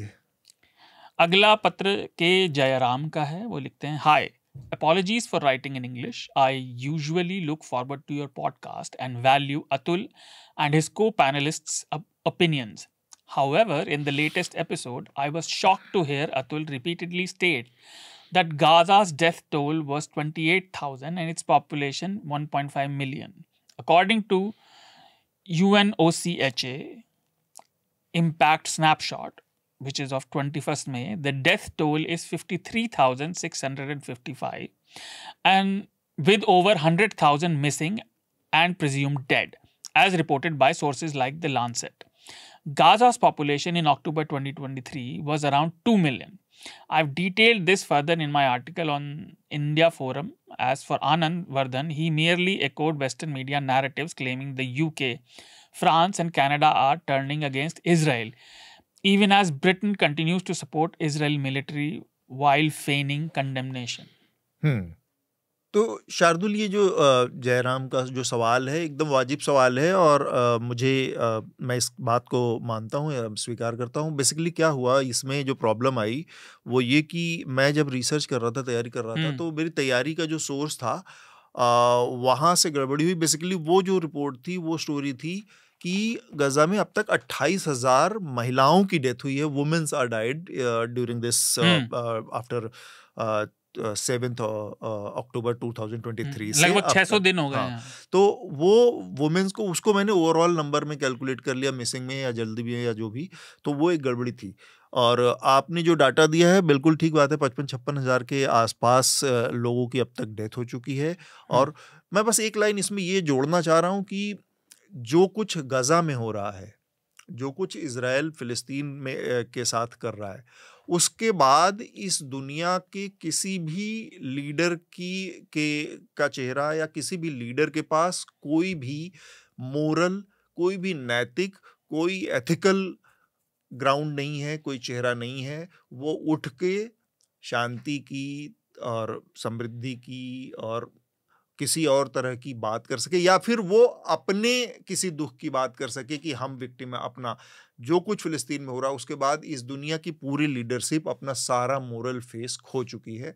बस ये एक लाइन में कहना चाह रहा हूँ। इसमें किसी को चाहे कितनी भी बड़ी बड़ी बातें बकवास आप कर लें कि हम बुद्ध के देश और गांधी के देश हैं, लेकिन अगर आप जाके क्लियर कट खड़ा होकर एक लाइन भी ये नहीं कह सकते कि जो कुछ फिलिस्तीन में हो रहा है इजराइल गलत कर रहा है, तो फिर इन सब बातों का, और मैं सिर्फ एक व्यक्ति की बात नहीं कर रहा हूँ, ये पूरे दुनिया के कलेक्टिव जो लीडरशिप है, जो लोग लीड कर रहे हैं आज की तारीख में दुनिया को, उन सब के बैंकरप्सी, बेईमानी का सबूत है जो कि फिलिस्तीन में, गजा में हो रहा है। बस ये एक लाइन शार्दुल। मैं आपकी बात में वही जोड़ना चाहता हूँ कि 11 सितंबर 2001 के बाद से जो भी दुनिया भर में घटा है पिछले 24-25 सालों में, इराक पे देखिए, जब सबको पता है, वो पूरे मीडिया ने साथ दिया, अमेरिकन मीडिया ने 2003-4 से जब वो शुरू हुआ सब, उसके बाद जिस तरीके से बदलते हुए एडमिनिस्ट्रेशन, सिर्फ अमेरिका के ही नहीं, हालांकि वियतनाम के समय से वो सबको पता था, लेकिन उसके बाद से इतना खुलकर सामने आया है ये, और किसी एक देश के लिए नहीं, इसमें सब शामिल है। चाहे चीन का वो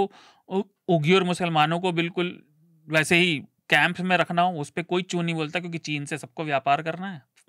ये पूरी हिपोक्रेसी अब सामने आ गई है। कम से कम तकनीकी दुनिया का, इस टेक्नोलॉजिकल क्रांति का ये हुआ है कि बात छुपाने की कोशिश, क्योंकि पुराने ज़माने में छुप जाती थी, लोग भूल जाते थे क्योंकि आपके पास एविडेंस नहीं है, लेकिन इस दुनिया में कुछ छुपा नहीं है। तो ये मोरालिटी की बातें और वेस्टर्न सिविलाइजेशन की बातें, ये सब बेकार है। इसीलिए यूएन पे अब लोगों का विश्वास उठ गया है। अगला पत्र है पूजा बत्रा का, और पूजा ने रोमन लिपि में हिंदी लिखी है, तो मैं पढ़ दूंगा धीरे धीरे थोड़ा। उन्होंने लिखा है, शार्दुल के आधे अधूरे ओपिनियन के लिए कुछ आर्टिकल्स हैं यहाँ। किसी की वॉर की स्टार्ट होने से पहले ये पता होना, वो शायद कहना चाह रही है पता होना चाहिए, number 1 what was our objective, number 2 what did we achieve. जी बिल्कुल सही। ऑब्जेक्टिव था पाक के टेरर बेस को खत्म करना। क्या हम कर पाए? कुछ हद तक हाँ, पर पाक पूरा टेरर स्टेट क्या किया हमने? ट्रंप कुछ बोल रहा है, सरकार कोई जवाब नहीं दे रही। कई दिन तक MEA चुप रहा। प्रेस ब्रीफिंग एक जरा सा डिनायल था, बस आगे यहाँ कनाडा वाला इशू डिप्लोमेट समन हो गया था। अब क्या किया आपने? बेसिकली वो कह रहे हैं कि कनाडा वाले मामले में तो डिप्लोमेट को सम्मान कर लिया था। मैं जवाब दे दूंगा, पूरा पढ़ दूं। पाक को डिटर नहीं कर पाए हम। उन्होंने 2 आर्टिकल दिए हैं, मैंने पढ़े हैं, और सुशांत सिंह का जो उन्होंने डाला था ट्विटर पे, मैंने वो भी देखा है। और शार्दुल के अकॉर्डिंग हम अपने आप नवाबी करेंगे, दूसरे कैसे बता सकते हैं? वेस्ट हिपोक्रेसी भी नो। हमने अपने आप ही करना है। फॉरेन डेलीगेशंस क्यों जा रहे हैं, क्यों भेजने पड़े? आज भी चाहिए, जितना बुरा UN हो, जितनी बुरी दुनिया हो, सब कुछ मैटर करता है। when you will west problem is not our problem, what will Europe say? your problem is not our problem। अच्छा, जो पश्चिम कह रहा है वो हमारी चिंता नहीं है। लेजर शार्दुल, एक ओपिनियन और है मनीषा और अतुल के लिए। बरखा दत्त का रोल आप लोग क्यों नहीं ऑब्जर्व करते? She is jingoistic on blood, some things are shifting. Number 1, she claimed कि कराची पोर्ट कैप्चर हो चुका है। Number 2, she claimed Pak soldier is in India's custody. Number 3, she didn't question PM on his silence, ना ही laser light MEA, क्योंकि Canada के case में MEA did. She claimed Ash माने ऐश्वर्या राय, अच्छा, she claimed Ash wearing sindoor as supporting operation सिंदूर। अगले दिन नहीं पहना उसने। Was she representing ceasefire? But she is being liberal face. Will you ignore her hypocrisy? एक बात और, लल्लन टॉप के शो में Saurabh and his colleague said Rahul Gandhi shouldn't question the government। क्यों भाई, आप दोनों को वो हिपोक्रेसी नहीं लगती है? वीडियो आई एम अटैचिंग, एक सैंपल है ये। तो पहले आप बोलेंगे मैं बोलूं? नहीं, आपके ऊपर बहुत सारी बातें हैं, तो यू कैन। मैं बता देता हूँ। तो पूजा, आपके पत्र के लिए धन्यवाद। और एक तो मेरा ये मानना है, सर्वज्ञानी तो केवल नारायण है, बाकी सब तो ज्ञान अर्जन करना है। सभी का ज्ञान अधूरा है, पूरा ज्ञान किसे है? किसी को नहीं। तो पहली बात तो ये। दूसरा, हमारा ऑब्जेक्टिव था उन टेरर साइट्स पे अटैक करना, उन्हें तबाह करना, वो हमने किया, और पहले से बेहतर हुआ। क्योंकि आपको पहले वाला याद हो, जब कैप्टन अभिमन्यु पकड़े गए थे तो हमारी मिसाइल रेंज छोटी पड़ गई थी। तो ये प्रोग्रेसिव है। दूसरी चीज़ जो आप कह रही हैं कि पूरा पाकिस्तान टेररिस्ट स्टेट, तो मैं आपको एग्जांपल देता हूँ। अमेरिका अफगानिस्तान गया, 20 साल वहाँ रहा, आतंकवाद खत्म नहीं हुआ, क्योंकि आतंकवाद ऐसे खत्म नहीं होता। मैं लगातार पॉइंट हफ्ता में भी और चर्चा में भी बोलता रहा हूँ कि आपको दूरगामी नीतियाँ अपनानी पड़ेंगी और ईमानदारी से काम करना पड़ेगा, जिससे कॉस्ट अप्लाई करें। आप देखिए, 200 बार आप बचा लेंगे, लेकिन एक ना एक दिन दांव तो किसी का भी पड़ जाता है, और वही टेररिस्ट का काम है, वो एनआरकी को करना। और मैं इसलिए नहीं कह रहा था कि मैं सरकार का सपोर्ट कर रहा हूँ, मैं आपको बता रहा था कि मिलिट्री ऑपरेशंस ऐसे ही होते हैं। ये मॉडर्न मिलिट्री है। अब देखिए, थल सेना का इस बार कितनी बात हुई कि थल सेना का रोल कितना कम हुआ है। इस बार एयरफोर्स आगे आ गई है, क्योंकि मॉडर्न वॉरफेयर टेक्नोलॉजी से ज़्यादा है। उसमें एयरफोर्स सबसे आगे रहती है, उसके बाद नेवी आएगी, थल सेना मैन पावर सबसे पीछे रह जाती है, वो ग्राउंड ऑपरेशंस के लिए। एक आखिरी बात मैं आपको याद भी दिला दूँ, अभी एक वायुसेना पूर्व अध्यक्ष है, या कि उनका अभी बयान आया कल परसों में कि भारत में कॉन्ट्रैक्ट दे दिए जाते हैं, लेकिन तकनीक कभी पहुंचती नहीं, टाइम से कभी डिलीवरी नहीं हुई। हाँ, वो तो कह रहे हैं डिलीवरी हुई ही नहीं। तो ये चीज़ें हमें सुधारनी पड़ेंगी। ये अच्छा, असल में हिंदुस्तानियों का हमारा ना कल्चरली बहुत बड़ी प्रॉब्लम है कि किसी भी डेडलाइन की कभी रिस्पेक्ट ही नहीं कोई करता। कोई भी टाइम से पहुंचता, जैसे 5 बजे का कार्यक्रम है तो 5:30, 6, 7 बजे ना नेता फॉलो करते हैं ना इन जनरल पब्लिक फॉलो करती है। हर आदमी के साथ ये हम लोगों को टाइम का जो पंक्चुअलिटी है ना उसको कोई फॉलो नहीं करता, और सरकारी उसमें तो और लेट लतीफ़ी है। हर काम, कोई प्रोजेक्ट टाइम से पूरा नहीं होगा। वो उनका इशारा उसी तरफ था। वो जो बात कर रहे थे वो यही कह रहे थे कि एक भी डेडलाइन नहीं पूरी, एक भी चीज़ सिंगल आइटम आज तक उनको टाइम से नहीं, बार-बार एक्सटेंशन पे एक्सटेंशन पे एक्सटेंशन दिया जाता है। ये हमको फाइटर जेट की डेडलाइन हमारी ये थी, या हमारे पास जो एम्यूनिशन या जो भी इस पर पर्टिकुलर मिसाइल की, उसके डेवलपमेंट में हमेशा एक्सटेंशन दिया जाता है। तो आप या तो आपके साथ फंडामेंटल प्रॉब्लम है कि आप अनुमान ही नहीं लगा पाते हैं, या फिर उसमें कुछ और चीज़ें प्ले करती हैं। मतलब ये लेकिन बहुत कल्चरल प्रॉब्लम है। बहुत बहुत ही एक ही चीज़ है जो बहुत सस्टेनेबल तरीके से विद्यमान है हमारे बीच में, हमारी लाइफ में, राजनीति। वो है कि नहीं, वो है ये लेट लतीफ़ी। अच्छा, हाँ। अच्छा, आपने जो नवाबी बात करी और उसके लिए आपने जो सुशांत सिंह कर दिया, देखिए विदेश में प्रूव करने की ज़रूरत नहीं है। जो ये लिबरेशन फ्रंट पैदा हुआ बाद में, वो इसलिए हुआ क्योंकि FATF ने पाकिस्तान पे जोर डाला था कि आप इन पे रोक लगाएं तभी आपको पैसा मिलेगा। वो उन्होंने किया, तब से लश्कर तैयबा का ये फ्रंट आया, और इसने पहले भी ऐसा किया है। ये जिम्मेदारी लेता है ऑनलाइन और 2-4 दिन बाद वापस ले लेता है, जिसका ये नीति है। और आप लंबे समय तक अगर देखेंगे, पाकिस्तान झूठ बोलने में एक्सपर्ट है। वो सिर्फ हमसे ही नहीं, सबसे। एक आखिरी बात जो आपने मेरे से जुड़ी कही थी कि अब क्यों भेजा डेलीगेशन, देखिए नीति के कई एस्पेक्ट होते हैं। वो इसलिए भी भेज रहे हैं क्योंकि अपने लिए सपोर्ट इकट्ठा करना है। सपोर्ट आपको स्वयंभू ऐसा होना चाहिए कि किसी की सपोर्ट की आवश्यकता ना पड़े, लेकिन सपोर्ट जिसका मिले, जिसका ले सकें, जरूर लेना चाहिए। ये अलग अलग एस्पेक्ट है। ठीक बात। तो आप अगर दो एड्रेस चीजें बस करना उसमें चाहें, है जो बरखा दत्त के बजरिए पूजा ने बात कही है, उस पर मैं बस छोटा सा कहना चाहूँगा। बिल्कुल बात होनी चाहिए। बरखा दत्त को या कोई भी अगर मीडिया क्रिटिक के नज़रिए से, जो आप कह रही हैं कि जो न्यूज़ लॉन्ड्री करता है, उस नज़रिए से बरखा के ऊपर भी बात होनी चाहिए। और अगर वो मिस हुआ है तो ये हमारे साइड से मिसिंग है। लेकिन इसमें बस एक बात मैं कहना चाह रहा हूँ कि ऐसा कुछ नहीं है कि हम किसी को बचा रहे हैं या किसी को उसमें किसी को नाप रहे हैं या किसी के खिलाफ जानबूझकर कुछ कर रहे हैं और किसी को जानबूझकर बचा रहे हैं। ऐसा हमारी कभी इंटेंशन नहीं होती, नीयत नहीं होती। बरखा का जो मामला था वो शायद एक वजह से मिसिंग बाद में ये हमारी नज़र में आया। मुझे खुद अपना शो करने के बाद मेरी नज़र में आया, और उसकी वजह शायद ये है कि हमारा ज़रूरत से ज़्यादा जो ऑक्यूपेंसी रहती है, जो हमको घेरे रहता है या जो हमारा टाइम खाता है, वो है टेलीविज़न। और टेलीविज़न की ओवर ऑक्यूपेंसी में हम इतना ज़्यादा उसमें ऑक्यूपाई रहते हैं कि बाकी जो पैरेलल मीडिया, समानांतर मीडिया है, डिजिटल मीडिया है, और जो कई बार देखिए वो इतना ही ज़्यादा गंदगियाँ हिंदी के अखबारों में भी थी इस पूरे दौरान पे, लेकिन हम उसको नहीं कर पाए क्योंकि इतना ज़्यादा ओवरवेल्म हो जाते हैं एक ही शो करने के लिए। हफ्ते में 7 दिन के टाइम पे आपके पास कंटेंट है, तो आपके पास 10 चैनल हैं, 10 चैनलों का 7 दिन का 70 शो से 70 दिन हो गए एक तरह से। ये सब मिलके इतना ज़्यादा हो जाता है कि आपको फिर कुछ चीज़ें छोड़नी पड़ जाती हैं, मजबूरन छोड़नी पड़ जाती हैं। तो वो चीज़ हुई। तो हिंदी अखबारों को भी हम इसमें शामिल नहीं कर पाए। इसलिए तो उम्मीद है कि हमने काफ़ी सारी चीज़ें जो इसमें पूछी गई थी, जो आप इसके लोगों ने पूछे थे और जो सवाल किए थे, उसको हमने साफ़ किया होगा। आप लोगों को कुछ क्लैरिटी आई होगी। हम अपने अगले विषय की तरफ बढ़ेंगे और हमारे साथ बहुत देर से जगदीश कृष्ण स्वामी जुड़े हुए हैं। बहुत बहुत शुक्रिया सर हमसे जुड़ने के लिए, बहुत बहुत धन्यवाद। तो हमारे जो दूसरा विषय था जिस पर हम बात करना चाह रहे थे कि किस तरह से लगातार जो बदल रहा मौसम है, जो बदलती हुई परिस्थिति है पर्यावरण की, और उसको हम देख रहे हैं, हमारे सामने है कि पिछले कई सालों में, हमारे याद के कई सालों में, मई का महीना पूरा जो गुजरा है उसमें एवरेज टेम्परेचर 3 डिग्री सेल्सियस से नीचे था, 3 डिग्री सेल्सियस के करीब, जो कि आमतौर पर मई के महीने में होता है नॉर्थ इंडिया के ज़्यादातर इलाकों में और दिल्ली में भी। तो ऐसे कई सारे दिन इसमें बीच में आए जिसमें 5-6 दिन करीब बारिश भी हुई है। आज जैसे आज का दिन है, पूरे दिन धूप नहीं निकली थी। तो लगातार पूरा मई का जो महीना था करीब करीब इस डिस्टर्बेंस से गुजरा है। फिर हमारे सामने मुंबई का उदाहरण है, जब हमने देखा पिछले हफ्ते वहाँ पर बहुत ज़्यादा बारिश हुई।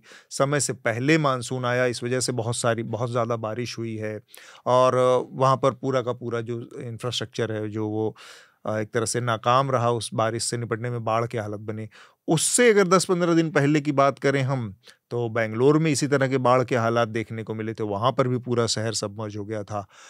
केरल में मानसून 1 हफ्ते पहले आने की बात कही जा रही है इस बार। मेरा जो पहला सवाल है जगदीश आपसे, कि इस बार कोई डिस्टरबेंस की बात नहीं थी, एल नीनो की बात नहीं थी, ये कहा जा रहा था कि मानसून सही टाइम से आएगा। उसके बाद भी ये सब हो रहा है लगातार।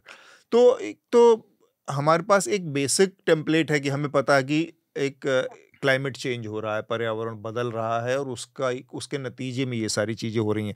पर क्या कुछ और तरीके से भी हम देख सकते हैं, समझ सकते हैं इसको? आप हमें थोड़ा-सा अगर बता पाएँ कि क्यों दिल्ली में मई के महीने में हर दिन आंधी, तूफान, और उसके अलावा बारिश तो जो हुई ही 5-6 दिन बारिश भी अलग-अलग उसमें हुई है।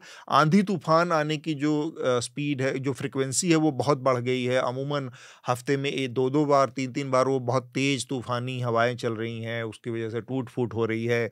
7-8 लोगों की मौत हो गई पिछली बार जब रात में वो आंधी आई थी, तूफ़ान आया था।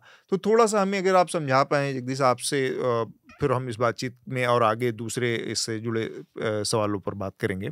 ये जो हम वेस्ट मानसून है, जिसको हम बोलते हैं कि जून से लेकर सितंबर तक जो होता है, मतलब 80% से ज़्यादा, 90% से ज़्यादा, जो जहाँ पे भी आप देखेंगे वो मतलब पूरे साल का उतना प्रतिशत उसमें आ जाता है। लेकिन आप ये जो विंटर के बाद वाला जो समय है, उसमें एक तो ये वेस्टर्न डिस्टर्बेंस है, और वेस्टर्न डिस्टर्बेंस मतलब ये सर्दी के मौसम के बाद, सर्दी का मौसम में शुरू होता है, और कई बार क्या होता है कि देखा गया है कि कुछ सालों में कि मतलब जनवरी फरवरी से बढ़कर कभी-कभी लेट होके वो पूरा 2-3 साल पहले आपने अगर याद है आपको, तो वो मतलब साउथ वेस्ट मानसून तक वेस्टर्न डिस्टर्बेंस चल रहा था।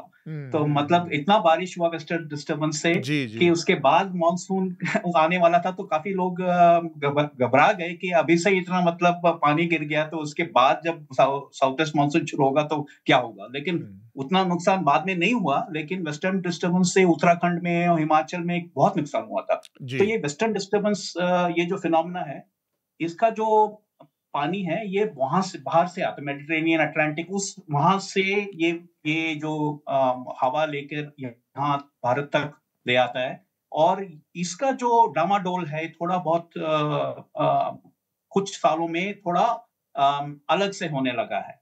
तो एक तो वेस्टर्न डिस्टर्बेंस का मतलब अहमियत तो है, क्योंकि उससे काफी फायदा भी होता है।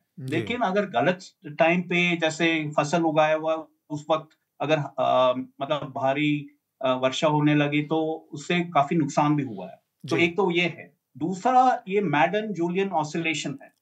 अब जैसे हमारा जो मानसून है, इसमें 2-3 ये जिसको टेलीकनेक्शंस बोलते हैं, मतलब दूर दराज समुद्र में और हवा का जो इंटरैक्शन है, प्रेशर है, टेम्परेचर है, मतलब सी सरफेस टेम्परेचर जितना वो गर्म हो रहा है या घट रहा है, उससे ये आपका जो पैसिफिक ओशन का जो एरिया है, वहां से शुरू होता है आपका ये एल नीनो ला नीनिया वाला एनसो फिनोमेना।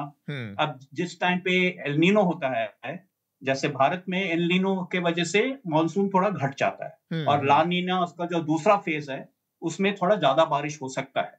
लेकिन हर साल इसका कनेक्शन नहीं रहता है। कुछ सालों में एल नीनो होने के बावजूद ये इंडियन ओशन डाइपोल आ जाता है, वो कॉम्पनसेट कर सकता है। क्योंकि जब इंडियन ओशन डाइपोल, मतलब ये वेस्टर्न इंडियन ओशन और ये पश्चिम इंडियन ओशन और पूर्व इंडियन ओशन के बीच का जो फिनोमेना है, वो कॉम्पनसेट कर सकता है अगर हमारा एल नीनो का डिप्रेसिंग इफेक्ट हुआ मानसून पे।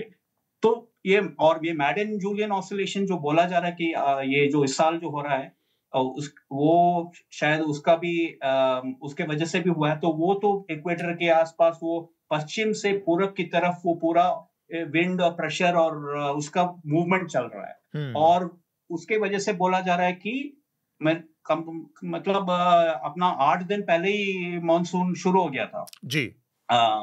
और उसके वजह से फिर टेम्परेचर भी घटा है। कुछ इलाकों में, और मुंबई में बारिश का ये सब हुआ है। लेकिन हम जो शहरीकरण के वजह से जो जैसे जो बारिश का पानी ये मिट्टी में सीपने की जो क्षमता है वो तो खत्म हो जाती है शहरीकरण से। खत्म हो गई, बिल्कुल। तो अगर आपके पास एक शहर में 10-20 mm भी गिर जाए 1-2 घंटे में, 2-3 घंटे में, हाँ। तो शहरीकरण के वजह से तो उतना भी वो उसका जो इंफ्रास्ट्रक्चर वो सह नहीं पाएगा।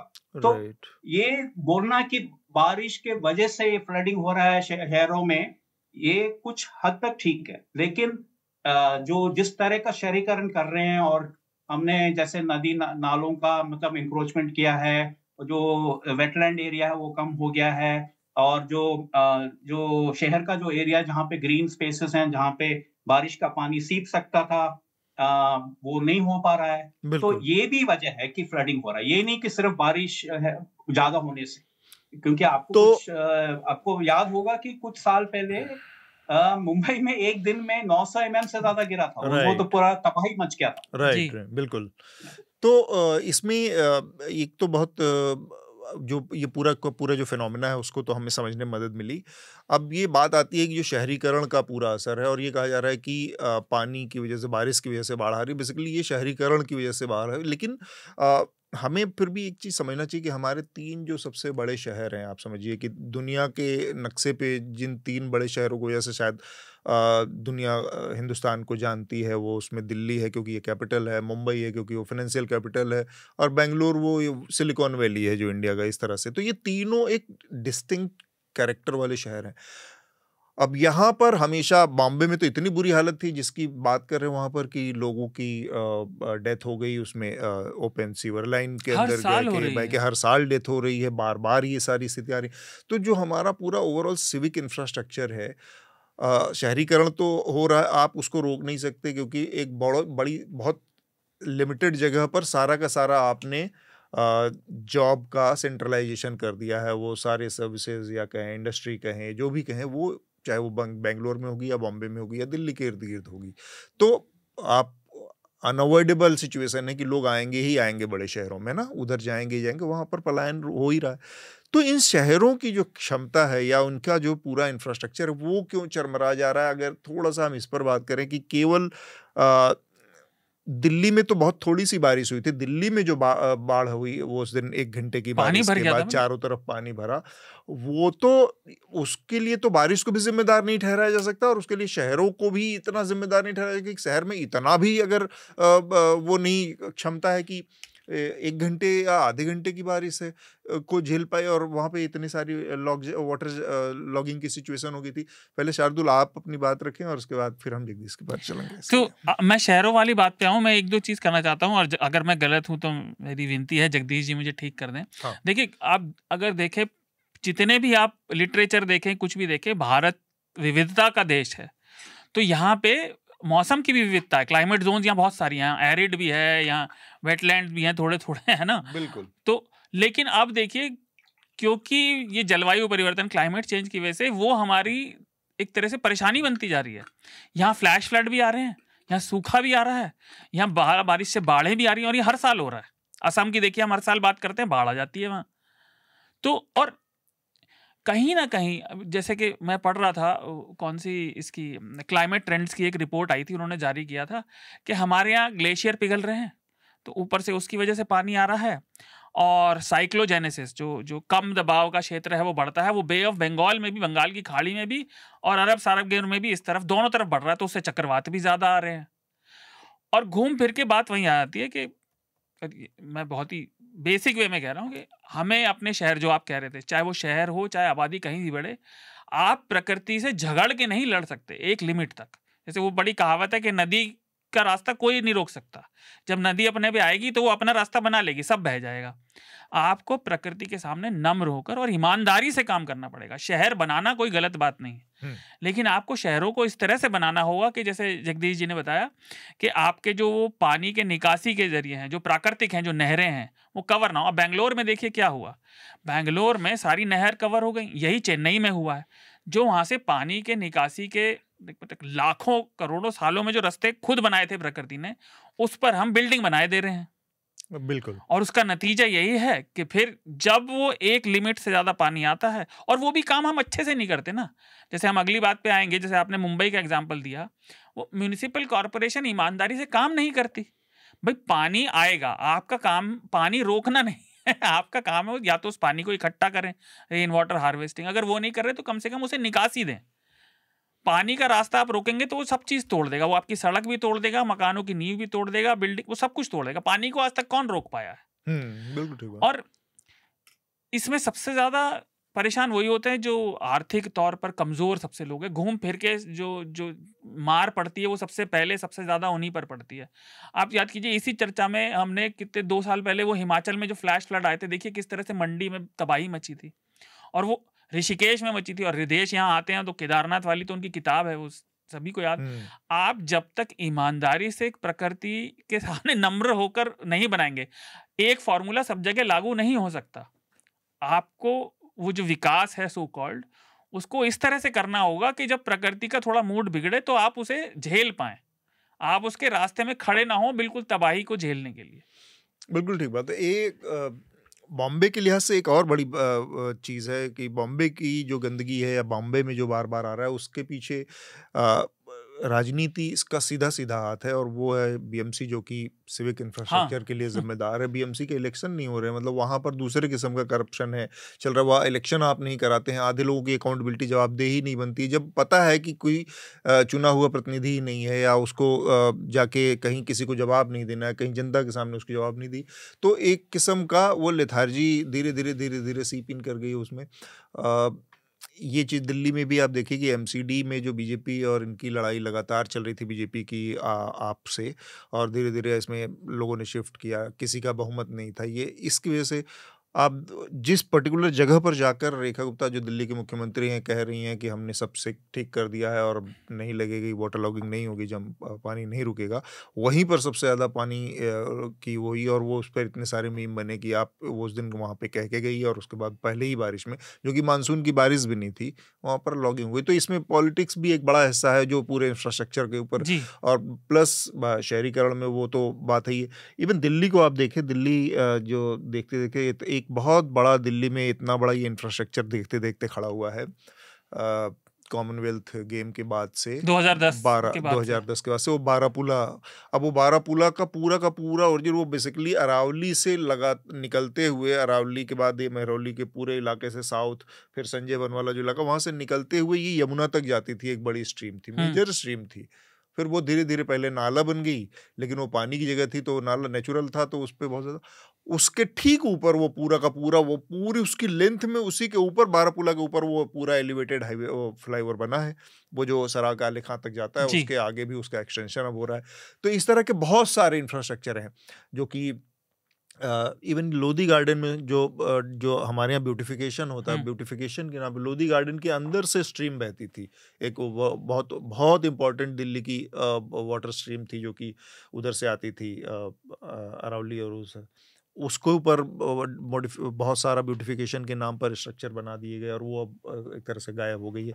तो इस तरह से लगातार जो उस पर शहरों के ऊपर जो नेचुरल वाटर स्ट्रीम्स हैं, जो कि बाढ़ की समस्या को, बाढ़ को के पानी को रास्ता देती थी, निकलने का रास्ता, वो रास्ते भी बंद हो गए। प्लस जगदीश जी ने बताया जो कि पूरा का पूरा कॉन्क्रीटाइजेशन हो गया है, सरफेस का कॉन्क्रीटाइजेशन इतना बड़ा एक वजह हो गई है कि वो पानी कहीं पर भी एब्जॉर्ब नहीं होता, वो सीधे सीधे फिर या तो सड़कों पे जमा हो जाता है गड्ढा पाके, या फिर धीरे धीरे फिर निकलने का रास्ता ढूंढता है। आप कुछ कहना चाह रहे थे जगदीश जी? तो एक दो चीजें हैं। एक तो जो छोटे जो नाले हैं, स्ट्रॉन्ग वाटर ड्रेन्स वगैरह, उसमें भी हम लोग इतना कचरा डाल देते हैं, तो क्या होता है, ये प्लास्टिक और ये सब का इतना उसका वॉल्यूम होता है, और वो जब छोटे छोटे ये जो हैं, इनमें भी वाटर लॉगिंग होता है, पानी नहीं जा पाता है, और वो सब इकट्ठा होके पूरा वो जलाशय में बाद में बाढ़ भी हो सकता है। तो उसका ये सब थोड़ा बदलना पड़ेगा। मतलब हम जो शहर में जो लोग रहते हैं, उनको भी थोड़ा सोचना पड़ेगा कि हमारे आसपास जो भी स्ट्रॉन्ग वाटर ड्रेन्स हैं, नाले हैं, उनको थोड़ा साफ रखें। ये कचरा अगर डाल देंगे तो उससे बहुत नुकसान होने वाला है। और एक तो ये है, और दूसरा मैं एक और उदाहरण देता हूँ आपको। बेंगलुरु में, अब बेंगलुरु में तो आप जानते होंगे कि काफी हमारे जो लेक्स बोलते हैं, और जी। एक्चुअली ये सिंचाई के लिए बने थे पहले, और तो बचपन में हम इसे कहते थे ना, झीलों का शहर। गर्मी के मौसम में पानी को सिंचाई के लिए छोड़ देते थे, तो उसके बाद जब बारिश होता था तो वो जो ये जो वॉल्यूम था वो मतलब बारिश का जो पानी है वो वहां पे वापस उसमें फिल हो सकता था। पर अभी क्या हुआ है कि सिंचाई तो बंद हो गया है, वो तो मतलब वहां पे खेती बाड़ी तो नहीं है, शहर के आसपास थोड़ा दूर जाना पड़ता है। तो ये जो कुछ इलाकों में बेंगलुरु में पूरे साल पानी का लेवल हाई रहता है, और जब बारिश होता है तो उसके लिए जगह, वहां पे जगह नहीं है स्टोर करने के लिए। तो कुछ बेंगलुरु में कुछ जगहों में हमें ये जो लेक्स हैं उनको आधा खाली रखना पड़ेगा जी। और अभी क्या हो रहा है कि जो सीवेज वगैरह है, ट्रीटेड अनट्रीटेड, उसको लेक्स में स्टोर किया जा रहा है। तो उसके वजह से क्या होता है कि कोई बफर वॉल्यूम बचा ही नहीं है स्टोर करने के लिए जब बारिश का टाइम होता है। तो ये थोड़ा सोचना पड़ेगा कि हर जगह पे मतलब जो वाटर बॉडी है उसको पूरे साल अगर उसको आप पूरा मतलब लेवल हाई रखेंगे तो आपके पास क्षमता ही नहीं है उसको अब्सॉर्ब करने का जो बारिश होने वाला है। बिल्कुल। तो ये सब थोड़ा बहुत सोचना पड़ेगा कि कुछ इलाकों में हमें अलग से सोचना पड़ेगा। और आप बता रहे थे कि प्रकृति के साथ काम करना चाहिए, तो इसको नेचर बेस्ड सोल्यूशन का मतलब ये टर्म बहुत अभी फैला है सब जगह दुनिया भर में जी। और इसको हम भारत सरकार इसको प्रेफर करती है कि हम बोले ecosystem based adaptation. Nature based solution थोड़ा मतलब वेस्टर्न उसमें पश्चिम साइड में वहां पे ज्यादा इस्तेमाल करते हैं, लेकिन भारत में हम लोग उसको इकोसिस्टम बेस्ड एडेप्टेशन भी बोलते हैं। आप चीन में देख लीजिए, वो स्पॉन्ज सिटी बोलते हैं, वहां पे ये परमेबल पाथवेज बनाए, रोड्स में भी अभी जैसे बारिश का पानी रोड के अंदर मतलब वो सीप के जा सकता है, और ये तो अंडरग्राउंड वाटर रिचार्ज होगा। तो ये सब हमें सोचना पड़ेगा कि अपने जो शहर हैं उसमें कहाँ रेट्रोफिट हो सकता है, क्योंकि कुछ तो मतलब फिर से तो तोड़ के रेट्रोफिटिंग हो सकता है, और दूसरे जो नए शहर बन रहे हैं या जहाँ पे शहरीकरण शुरू हो रहा है वहां पे तो कम से कम वो गलती ना करें जहां जो पहले हम बाकी सब जगह कर चुके हैं। जी, मैं जगदीश जी से एक सवाल पूछना चाह रहा हूँ, पर उससे पहले छोटी सी बात। हम अपनी बारिश को रोते हैं, देखिए जापान से ज्यादा सीखने वाला देश आपको कोई नहीं मिलेगा। वो जिस तरह के चक्रवाती मौसम में रहते हैं, उनकी बिल्डिंग तक नहीं गिरती। पानी भरना तो आपने कभी नहीं देखा होगा जापान में पानी भर गया जब तक कोई चक्रवात भयंकर ही नहीं आ जाता, क्योंकि वो ईमानदारी से काम कर रहे हैं। भाई जैसे जगदीश जी ने कहा, हो सकता है परमानेंट स्ट्रक्चर्स को भी बदलने का मौका है, लेकिन उसके लिए आपको पब्लिक में, जनता में विश्वास पैदा करना होगा कि हम आपके शोषण के लिए नहीं, पैसा बनाने के लिए नहीं, ठेकेदारों के लिए आप सही में सही पर्पस के लिए काम कर रहे हैं, तो जनता आपका सहयोग जरूर करेगी। लेकिन यहाँ क्या हो रहा है आप देखिए, राजीव गांधी ने शुरुआत की थी नदी की सफाई की, लेकिन मुझे अभी भी याद है बनारस में वो आज तक बना नहीं है। आज भी मैला शहर का गंगा में ही जा रहा है। नहीं, वो गंगा यमुना क्लीन गंगा प्रोजेक्ट और नहीं मतलब जो शरीर कह रहा हूँ, शहर का जो कूड़ा है वो ना जाए, जो सीवेज है वो ना बहे, इसके लिए ट्रीटमेंट प्लांट राजीव गांधी सरकार में शुरू हुआ था। मैं कोई कांग्रेस की बड़ाई नहीं कर रहा हूँ, आपको बता रहा हूँ समय कितना बीत गया, लेकिन यहाँ काम पूरा ही नहीं होता। आपका सवाल क्या था? जी, मेरा सवाल ये है, एक और रिपोर्ट आई है जगदीश जी अभी रिसेंटली, उसकी UN की, WMO की टू बी प्रिसाइज, जिसमें कहा है कि जो पुराना लक्ष्य था कि एवरेज तापमान को 1.5 डिग्री सेंटीग्रेड से कम रखने पर ही सब कुछ काम होगा, पेरिस क्लाइमेट अकॉर्ड जो था, लेकिन अब वो कह रहे हैं कि सिचुएशन मतलब परिस्थितियां इतनी खराब हो चुकी है कि 2029 तक ये क्रॉस हो जाएगा। तो मेरा ये पूछना था आपसे कि जब ये होता दिख रहा है और पुराने टारगेट हम देखें तो ये सारे टारगेट समय से पहले क्रॉस हुए जा रहे हैं, क्योंकि हम लोग सीख नहीं रहे कलेक्टिवली एज अ ह्यूमैनिटी। तो भारत जो अभी भी इन चीज़ों से जूझ रहा है कि 4-5 साल में हम क्या एक्सपेक्ट कर सकते हैं अपने देश में, हालत और कितनी बिगड़ेगी? कि हमारा ये जो क्लाइमेट है ना, तो एक तो आपको बदल तो रहा है अब गर्मी तो जैसे 20 या 30 साल पहले के अंदाजे में लगाएं तो अभी तो काफी हमें पता लग रहा है, लेकिन ये बारिश जो है ना उसका थोड़ा और मतलब वो थोड़ा कॉम्प्लिकेटेड है, वो कभी-कभी घटता है कुछ सालों के लिए, जी फिर बढ़ेगा, बिल्कुल। लेकिन ओवरऑल तो अपना जो मॉनसून का जो प्रेडिक्शन है ना, वो थोड़ा मुश्किल है। ठीक बात। और लेकिन एक चीज जो काफी इसमें हम लोग क्षमता पाए हैं, एक तो ये पूर्वानुमान का जो फोरकास्ट बोलते हैं ना, यस फॉरकास्ट या अभी 4 दिन का, 1 हफ्ते का अभी होने लगा है ठीक से।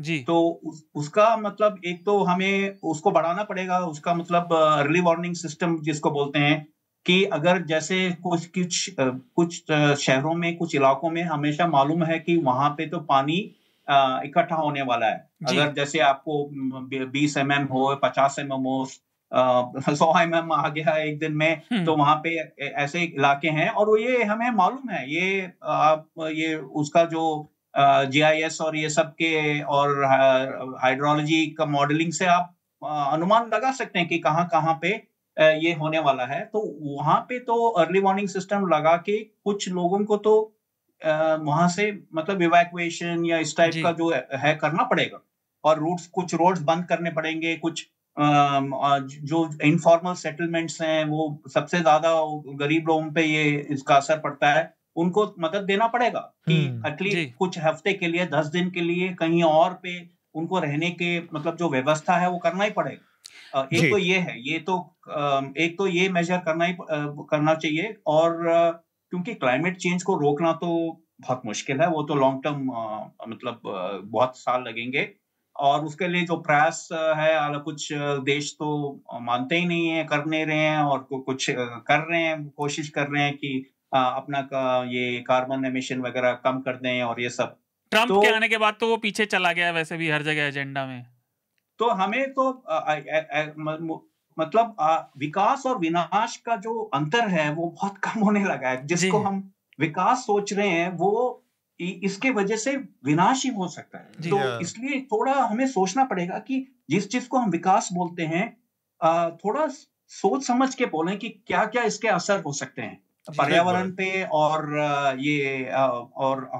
और हमारे जो वो पूरा जो व्यवस्था है उसको कंप्लीटली नष्ट हो सकता है, 1 दिन, 2 दिन, 3 दिन, 1 हफ्ते का जो बारिश है उसकी वजह से। तो ये थोड़ा-सा अभी बदलना पड़ेगा सोच।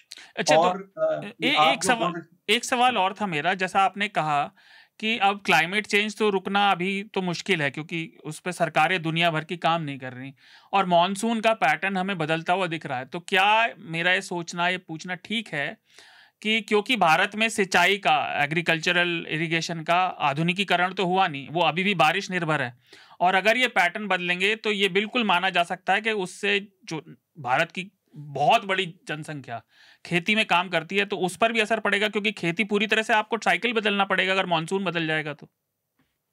तो आपको तो अब जैसे वैसे तो हम लोग काफ़ी चीज़ें बदल चुके हैं कृषि में।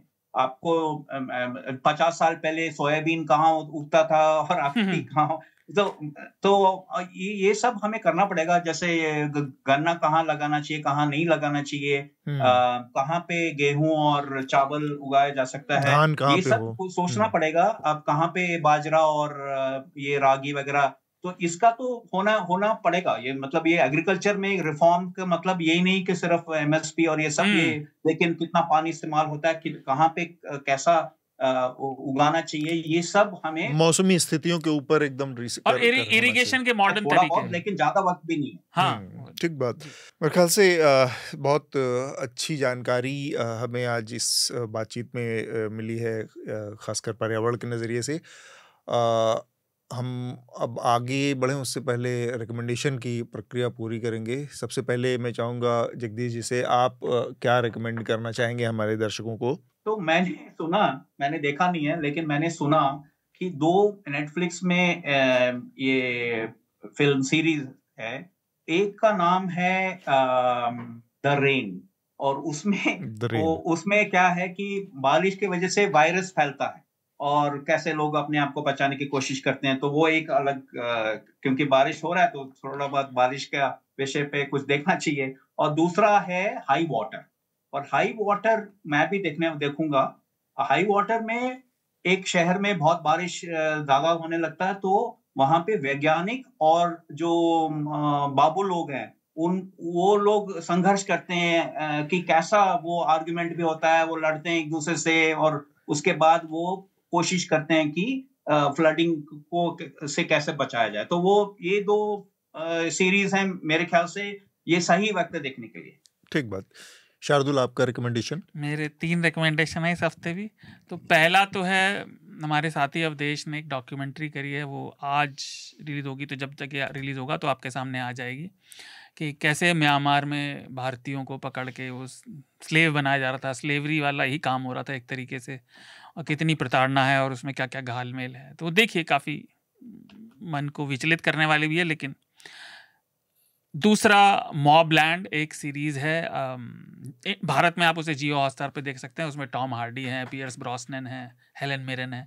वो लंदन में और बेसिकली लंदन में क्राइम फैमिली की है, माफिया की। क्या? मॉबलैंड। ओके। और तीसरा हिंदी पत्रकारिता दिवस है आज है, और अपने उससे कहा जाए तो मुझे बहुत कम लोग पूरी तरह से पसंद आते हैं थोड़े नकचढ़े टाइप के व्यक्ति हूँ मैं भी, लेकिन भारत ने मतलब अतुल भी जानते हैं उनको, मुझे याद है अतुल भी उन्हें बहुत मानते थे, अनुपम मिश्र जी।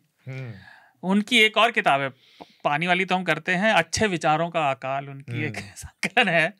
आप पढ़ें कि वो कितने गजब के राइटर थे, और उससे आपको ये भी पता चलेगा कि भारत में सोचने वालों की और प्रकृति से जुड़े और पर्यावरण से जुड़े लोगों के विचारों की कमी नहीं है, लेकिन वही जो मैंने कहा, नम्रता से प्रकृति के सामने नतमस्तक होकर ईमानदारी से काम करने की जरूरत है। ठीक बात। मुझे गिला रहेगा कि मैं पत्रकारिता में जब तक आया तब तक उनका देहावसान हो चुका था, कभी मिलने का मौका नहीं मिला, लेकिन वो गजब के आदमी थे, आप जरूर पढ़ें। तो अनुपम जी का जिक्र आ ही गया है, तो आप आज भी खरे हैं तालाब में, फिर से मैंने पिछली बार कई बार भी वो किया है रिकमेंड, तो एक बार फिर से एक बार आप आज भी खरे हैं तालाब देखें। और एक और सोपान जोशी की किताब है पर्यावरण पे ही, अगर आप पढ़ने के इच्छुक हैं, सोपान जोशी ने लिखी है जल थल मल, उसको भी आप पढ़ सकते हैं। और इसके अलावा एक जो रिकमेंडेशन इस हफ्ते विशेष तौर पर मैं करना चाह रहा हूँ वो है, हमारे साथी रिपोर्टर हैं अवधेश कुमार, उनकी उन्होंने एक डॉक्यूमेंट्री फिल्म बनाई है, वो बस आने ही वाली है। हाँ, पर मेरा रिकमेंडेशन वही था, तो अब मैं क्या ही कर सकता हूँ।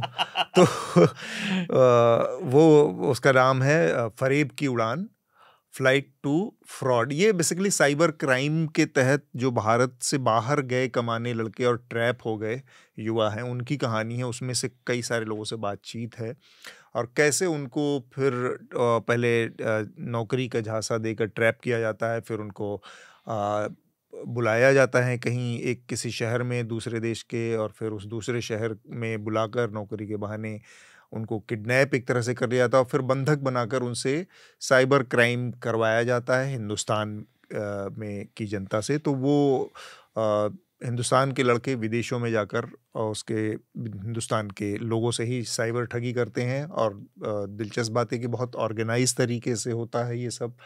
सरकारों की नज़र में भी है, लेकिन वो सरकारें काम नहीं करती हैं ठीक से।